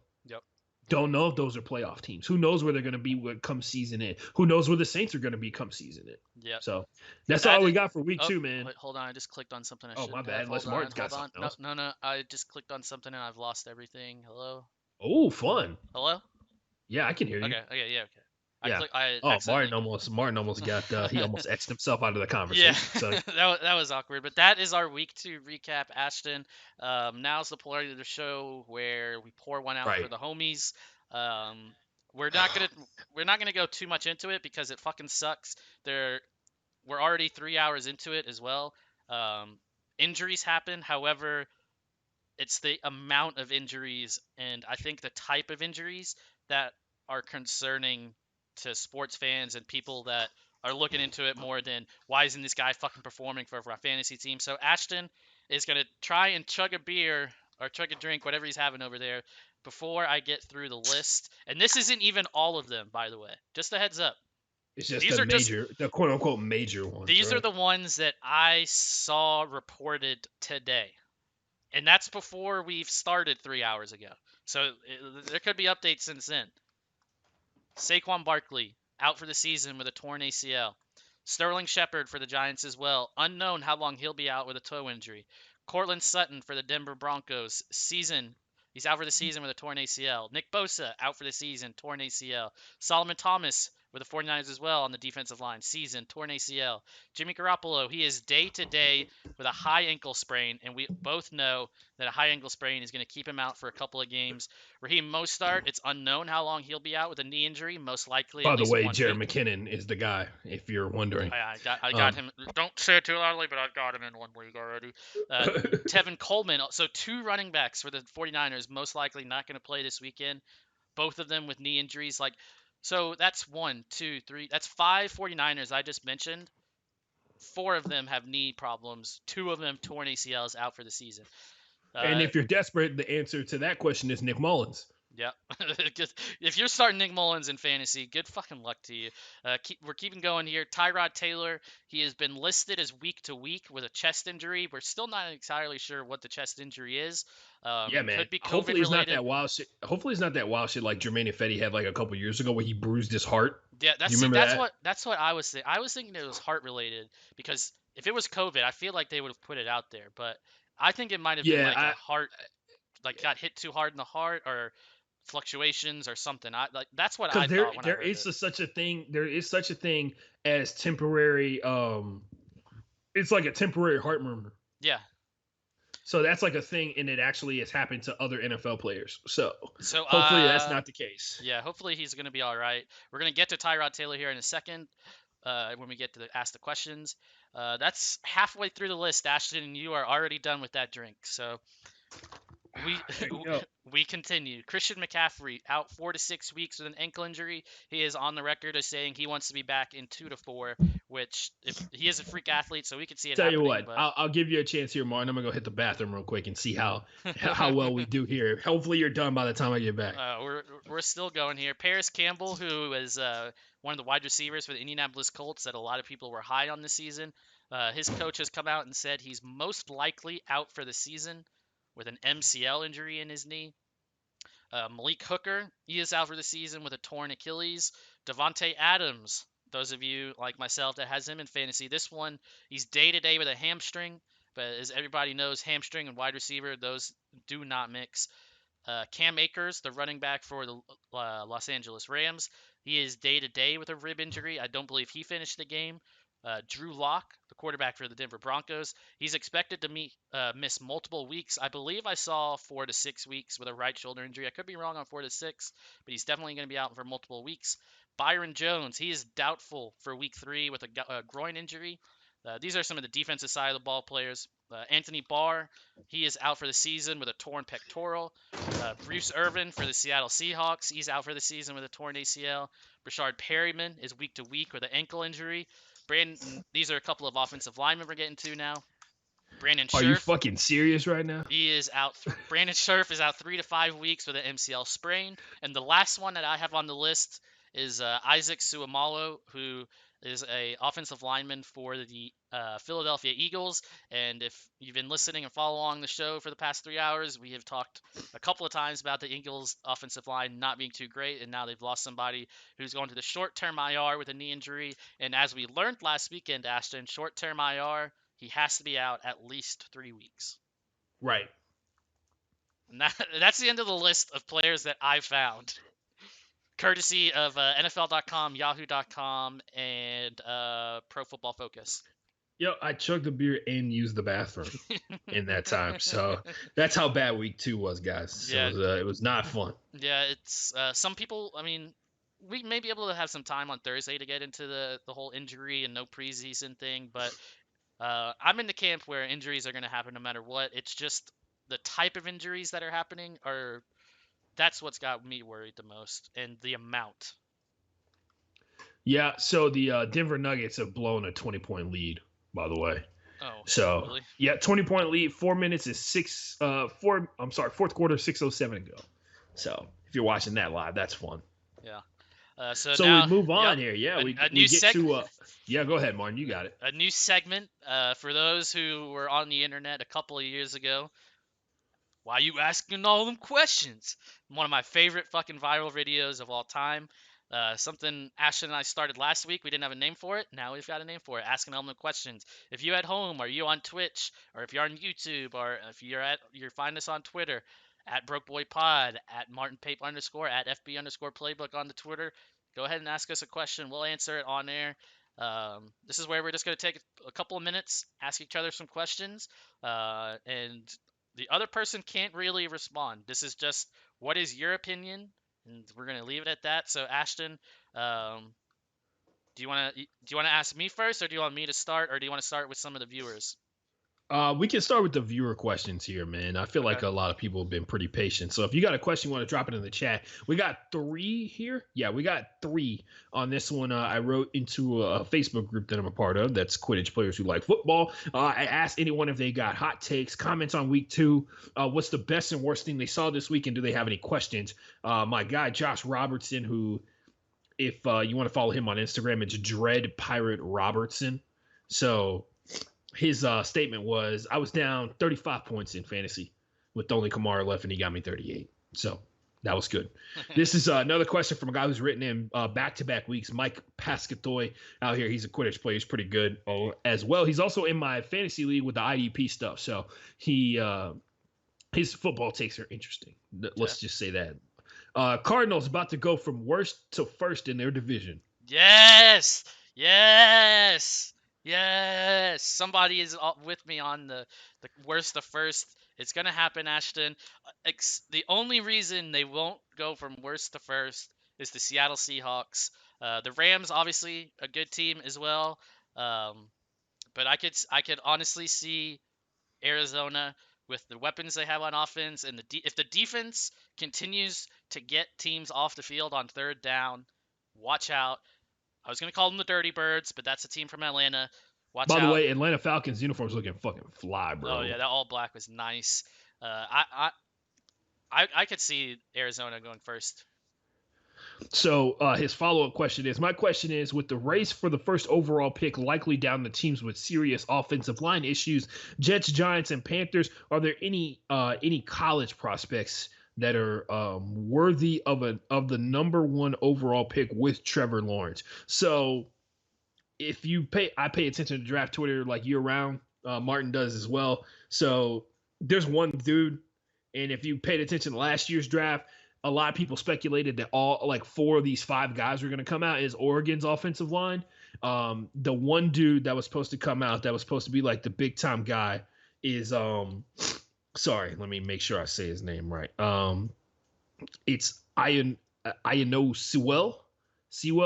He's the left tackle for the Oregon Ducks, and he's the number one offensive lineman without question right now. So he would probably be the target, but the wrinkle is he opted out for this season. Yep. So, and then the Pac-12 is not even playing. So it didn't even matter if he opted out or not. The Pac-12 is not playing. So his biggest thing is somebody probably in Alabama or an SEC offensive lineman looking pretty good this season and riding that hype all the way to the number one offensive lineman off the board. More, you know how this goes, guys. They value for offensive linemen increases the further out you go, because you're further and further out from the ball. So center is like the least value position, guard second least value position. Really, you could argue like right guard is the least value position on the offensive line. I would say more left guard than right guard, but left guard you're still on the blind side. Right guard is right guard is just running. Like it's the quote unquote run side. Yep. Right guard is the position they put you at last when you're a bad offensive lineman. Yeah. For me, but right guard. Yeah, guard. Go ahead. I don't know. I had to look this up because I couldn't remember his name.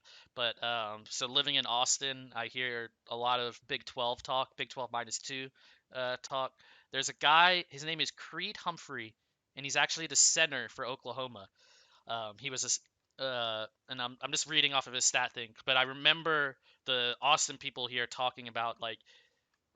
Is he from there? No. It was before the Red River Shootout last season, and somebody like one of the questions the host at like either it was actually a viewer question. I think they were just answering questions about the Red River Shootout, and it was like, what player on the Sooners are you most interested in seeing? And one of the hosts is a former lineman, so he's obviously gonna like lean towards the lineman. Creed Humphrey, he's Oklahoma's center. He finished the season. This last season is the Remington Award finalist, and that's one of the best offensive line in the country. He started all 14 games, did not allow a single sack. He's played over 800 snaps in his career, and he's back for the Oklahoma Sooners this year. So I don't know. Yeah, like, it's weird that you asked this question, and it's weird that I remember that. But Creed Humphrey, center for the Oklahoma Sooners. Yeah, so there's going to be a lot of hype. Once again, if you're unfamiliar with the draft process, the hype is like fucking galore. Like this season was pretty rough. This past year was pretty rough because a lot of dudes only had hype to go off of because the at-home pro days, nobody believed the fucking numbers that were coming out of it because people were like timing dudes who they projected to run like 4.5, 4.4 and like 4.2. Yeah. Which is like you can run with John Ross, but that's just not. It's it's weird, and it's a process. When it happens again, we will make sure to do updates throughout the course of the summer because in theory, if they keep it on the same schedule, it's a path. It's a journey. Martin knows this. It's a lot of like piecing together who's fucking lying to you and who's not, who's being lied to and who's not. Pay attention it's a to their lot agents. of looking at. Yeah, and of course, the agents are trying to do what they can, but like the teams trying to make sure you don't know who's on what. They trying to make sure you don't know who they're really are. They don't even want you to know what position group they're aiming at sometimes because a lot of these position groups, only like 2 or 3 of these dudes are like worth a top 3 round pick. But whatever. That's a deep, intricate question about like sports in general. But yeah, ask whatever. me about the O-line after like October, like I said, November. That's when I know. It's gonna be some cast that get a lot of hype this upcoming season Yep. because one media outlets are not gonna have a choice, right, Martin? They're gonna have to talk about like whatever college sports they get. Yep. So some dudes are gonna get hype that they don't like fucking deserve. Like the question, like Martin, this year is supposed to be Justin Fields' Heisman year. Mm-hmm. And they're like, he may get a delayed start to this season. And who knows how that's going to affect him as a football player? Who knows how that's going to affect Ohio State or how it's going to affect the Big Ten? Because they got to go there's no more bye weeks it's in the Big Ten. Once they start. It's all the way to the end because they want to be viable. They want to be eligible for the college football playoffs. Yep. And there's no telling how that's going to shake out. Also, Notre Dame canceled a game today because they had 7 people test positive, which means that with the proximity alarms that they have around players and stuff like that, they probably lost like 15 dudes, 20 dudes or something like that because they were within 6 feet in practice of a person who tested positive for COVID, which, by the way, Notre Dame was one of those teams that had gotten it down to one person that had COVID at one point, and now their numbers are going back up for whatever reason. And it may just be one bad decision. It may be because a bunch of dudes went to one party one night and college kids being irresponsible. But once again, Martin, like we said before, if you expect the college kids to go out here and be responsible, that's on you, dog. Yeah. You're the dumb one in that situation. Yep. Especially since they've been told that they're basically immune to it. And college kids already think they're bulletproof. Yep. So they don't need to be told that like, a disease that's caused the shutdown of the world does not affect me. They don't need to hear that. Other thing, this is from Naresh Idala. He is I want to say of Indian descent. Sorry, I have no idea where he's from. He went to, hold on. He went to Rutgers. Sorry, Okay. Rutgers alone. Are you The best thing has easily been Cam. He was money, and I know it's been said before, but it's wild the Pats picked him up for vet minimum. The Jaguars are a good team that deserves more credit for what they have done so far. They beat a very good to great Colts defense and competed against the Titans team. Martin, it's going to be some people that's pissed off at what the Jags doing. Most likely going to be the Jags front office because Gardner Minshew, they trying to, everybody's saying Gardner Minshew already fired. He didn't get the notice. True. Also, he's becoming more and more Florida as the season goes on, and I like it. At one point, he's just going to warm up with no shirt on. I'm a huge fan of the beard versus the mustache rivalry. They already started the beef. We got a Florida off. We got a Florida off this upcoming weekend, baby. Yep. And if you don't think it's going to be lit, Gardner Minshew and Ryan Fitzpatrick are 2 of the most erratic starting quarterbacks in the NFL. It's going to be so much fun to watch them play each other, bro. Like, you talk about root for chaos. This is the ultimate chaos game. Yep. The only thing that would make it wilder is if Jameis Winston ran in through the tunnel in a Tampa Bay Buccaneers jersey to run on the quarterback. If the game ended in a tie. Yeah, it would be the most Florida thing of all time for them to tie, and they're like, yes, this is the true destiny of Florida, to make no sense to anyone ever. But yeah, anything else you got, Martin? I got one more. I got a question for you, bro. Yep. If you were running a team and you had the ability to draft a quality position that wasn't QB or running back at the level that the Steelers draft wide receiver, what would it be? The Steelers have a long legacy of drafting great wide receivers. If you had the ability to draft at that high a level at a certain position in the game, what would it be? If you're in the chat, write it too. If you thought of something on Twitter and a reason why, hit me up on Twitter, FB_playbook, or hit up Martin at Martin Pape, MartynPape_. Yep. So yeah, what you got, Martin? I mean, offensive line would be too much of like a easy cop out answer on that one because everybody wants a good offensive line. I would have to say if I had a history of absolutely But you'd have to nailing pick a it, position on the a offensive line. cornerback. If I could Yeah, pick, if there I you could go. pick a position Yeah, where year in and year out I'm absolutely nailing it, and the third stringer, the fourth stringer is like as clear as day going to be a starter later in his career, it would have to be cornerback right. because I think it's one of the most important positions in football now. The And of way, course, those corners can be moved to yep, safeties if they're exactly. not. And then on top of that, like they're high trade value targets.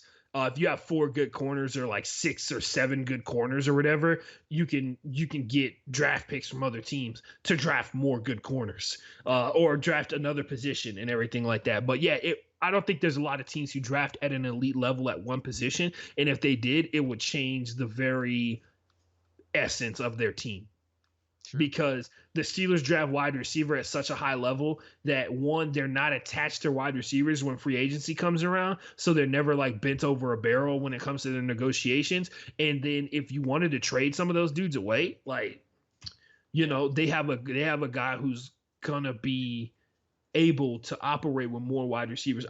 My secondary answer was gonna be defensive end. Mm. Because if I can get a rotation of like 4 good defensive ends, that reduces the amount of time and it reduces the quality of cornerback that I need. And if I can get a rotation of dudes that can come in and be just fucking savages every single down that get to the quarterback or like even just pressure the quarterback to make bad decisions, and Martin, this, like bottom 15 quarterbacks in the NFL, you're playing at least a few of them before you get a chance to have to clinch a playoff spot. And we've seen game-winning sacks on third down. If you have good defensive ends, they're great on the money down, which is third down. So I would pick defensive end, but that's just me. All right, I've got 3 questions for Ashton this week. Let's try and get through them a little quickly here. Yeah, no doubt. Yeah, for sure. We've went over 3 hours, and our goal is to do these shows in less than 3 hours. But Ashton and I love to talk. We love to the banter with each other and stuff. So we struggle sometimes. With Justin Herbert playing as well as he did against the Chiefs, and personally, I don't think any player should lose their job due to injury. But what do the Chargers do once Tyrod is fully healthy and cleared for whatever this chest injury is? Yeah, man. It's hard to sit there and say that they shouldn't just be like going to practice and they split first team reps and put the pressure on Tyrod, because a lot of you guys out there believe you put the pressure on Tyrod a little bit, he's gonna crumble, even though that's been disproven many a time. But I think it comes down to like, now we split in first team reps at practice, which will of course cause media scrutiny. It'll cause like Twitter to blow up. It'll be every single Chargers reporter is recording every single practice and they're taking stats on practice reps now, which is not an accurate depiction of how you determine who your starter is, right? Like there's certain reps where it's just like, well, that guy would get that in any given situation, but now that he's splitting reps, he doesn't get that second opportunity at that same play that he normally would. But I would say definitely split the reps at practice. And if you really just like in your mind had already made up that it was going to be Justin Herbert no matter what, you split reps at practice and then you lie about Justin Herbert winning the practice battle. Yeah. That's it. Second question. Like I said when I asked, I don't think a player should lose their job due to injury. He should I come agree. back, and if Justin Herbert's your quarterback, but Tyrod Taylor is the starter, you just give him a short leash. Give me one team that you've been most impressed with so far and through 2 games, and one team you're the least impressed with. Least impressed with, man. I'm thinking about AFC teams, and oh wow, it's so late that my girlfriend's calling me already. You gotta wait. Yeah, for sure. No, I would almost put the Steelers up there because I think they're a high quality team. I think they've underperformed for the level of talent that they have on both sides of the ball. A team that I've been overly impressed with, easily the Panthers. Okay. Like the Panthers, because their defense is terrible, but they're like kind of hanging on. You know what I mean? They're doing enough so that they're like competitive in games. And that usually doesn't happen. Like when bad defenses are bad, they play poorly all the time, regardless of the situation. And they were in the Panthers were in a game-winning drive situation. Whether you want to believe it or not, they were in a game-winning drive situation versus the Bucks, right? So go ahead, man. For me, most impressed, obviously that one goes without saying. The Arizona Cardinals have impressed me more than any other team. Least impressed, I would have to say the Minnesota Vikings. That it has just been a shit show by them. See, the difference between you and me, I knew the Minnesota Vikings were frauds last season. So Oh, he's throwing around the F word here. All yeah, right, yeah, final I knew they were frauds last season. Sorry, go ahead. final question, and we've talked about the Texans a lot on today's episode. Um, By the way, the and Lakers lost. did they really? Wow. Yeah. It's a series now. Both teams have won a game. What have you seen? Without going too much into it, what have you seen from the Houston Texans that warrants any type of hope? I've seen past sets that have more wide receivers than I've seen in past years. Um, the most discouraging thing is that it seems like the offensive line has regressed. So that would mean that what happened last year was an aberration, and we shouldn't expect that.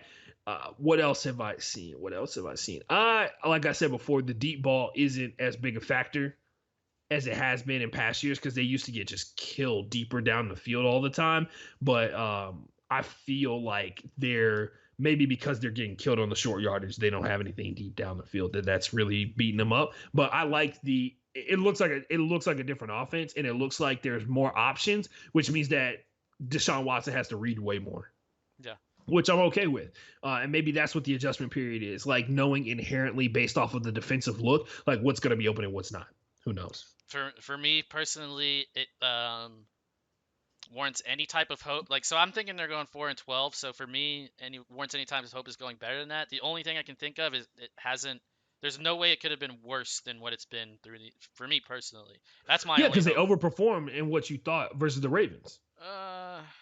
They did, because you thought it was going to be just as bad. You said it on the podcast. You thought it was going to be just as bad as what happened last year. Yeah, I agree. It is true. They did do better than the 41-7. They did slightly better. All right, let's round out the show with 10 things or some things that the listeners and viewers at home didn't want to know. Yeah, 10 things you didn't want to know about Week 10 of the NFL. The top 10 shows on TV are NFL games as of the latest ratings polling. So for everybody who likes to pretend that asking for equality in America is something that turns Americans off for some reason, that's hilarious to me. But yeah, that's not a thing. Only 3 players have ever thrown for 300 yards in their first NFL game. Otto Graham, if you don't know who Otto Graham is, let me give you an idea of what time he played in. His big contribution to the NFL and the history of the NFL, not only for excellent play, he was the first guy to wear a face mask in the history of the NFL. One single bar face mask. NFL only 3 players have ever thrown 300 yards in their first game in the NFL. Otto Graham, Cam Newton, and Justin Airbear.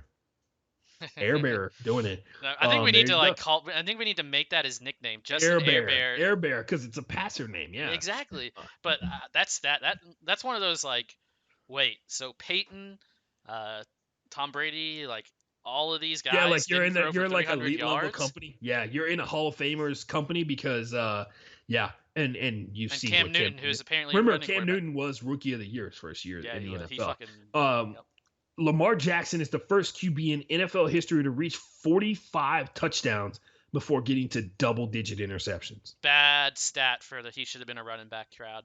Bad stat for he can't throw the ball. Yeah. Yeah. Anyway, by the way, anybody who said that he should have changed positions should be fired. Just a thought. Cam Newton holds the record for most 2+ rushing TD games with 8, which is the most since the year 1950. Nice. Just a couple years after World War II. Deshaun Watson has only lost 2 games by 14 or more points in his entire career. They were both to Lamar Jackson. Damn. DeAndre Hopkins. No, sorry, go ahead. No, that's just a wild stat. Or what about Patrick Mahomes? Because they lost. Didn't they lose by more than a touchdown? No. I thought it was by 8. 51-30. Oh, okay. Yeah. Sorry, I had to. Yeah. Sorry about that. It's all good. DeAndre Hopkins has the most catches by a wide receiver in 2 games ever in NFL history Pay the man every with penny he 21. deserves. He is on pace for 187 catches. Hell yeah, he is. He's probably going to break that. On pace guy makes an appearance in the 10 things you didn't want to know. Stephon Gilmore gave up his his highest passer rating in 2 years to DK Metcalf. Joe Burrow's the first rookie with 60+ pass attempts and 0 interceptions. That was one of those stats they put on the screen, and I was like, damn. Like, yeah, he might be special, guys. Who knows? A couple of games doesn't make you special or whatever. But yeah, that's the 10 things you didn't want to know about week 2 of the NFL season. Thanks to everybody who's been tuned into the show for this long, man. I know it's been a long ride, and we're gonna try and I gotta do better about not talking about the Texans and getting in debates with Martin on this one. But it's not gonna be a debate soon. We'll see.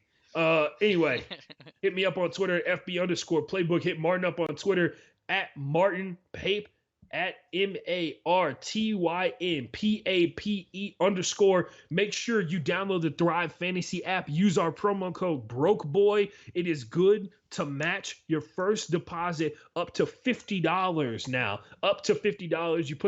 You bet on some prop bets, daily fantasy stuff. You too can be a winner like Martin was. He got $4. You probably get a lot more. Martin's I'm a broke boy, man, so I'll take $4. That's that's 2 hamburgers and a McChicken at a place that's not getting free ads. Dubs on dubs. But that's all we got, ladies and gentlemen, this week.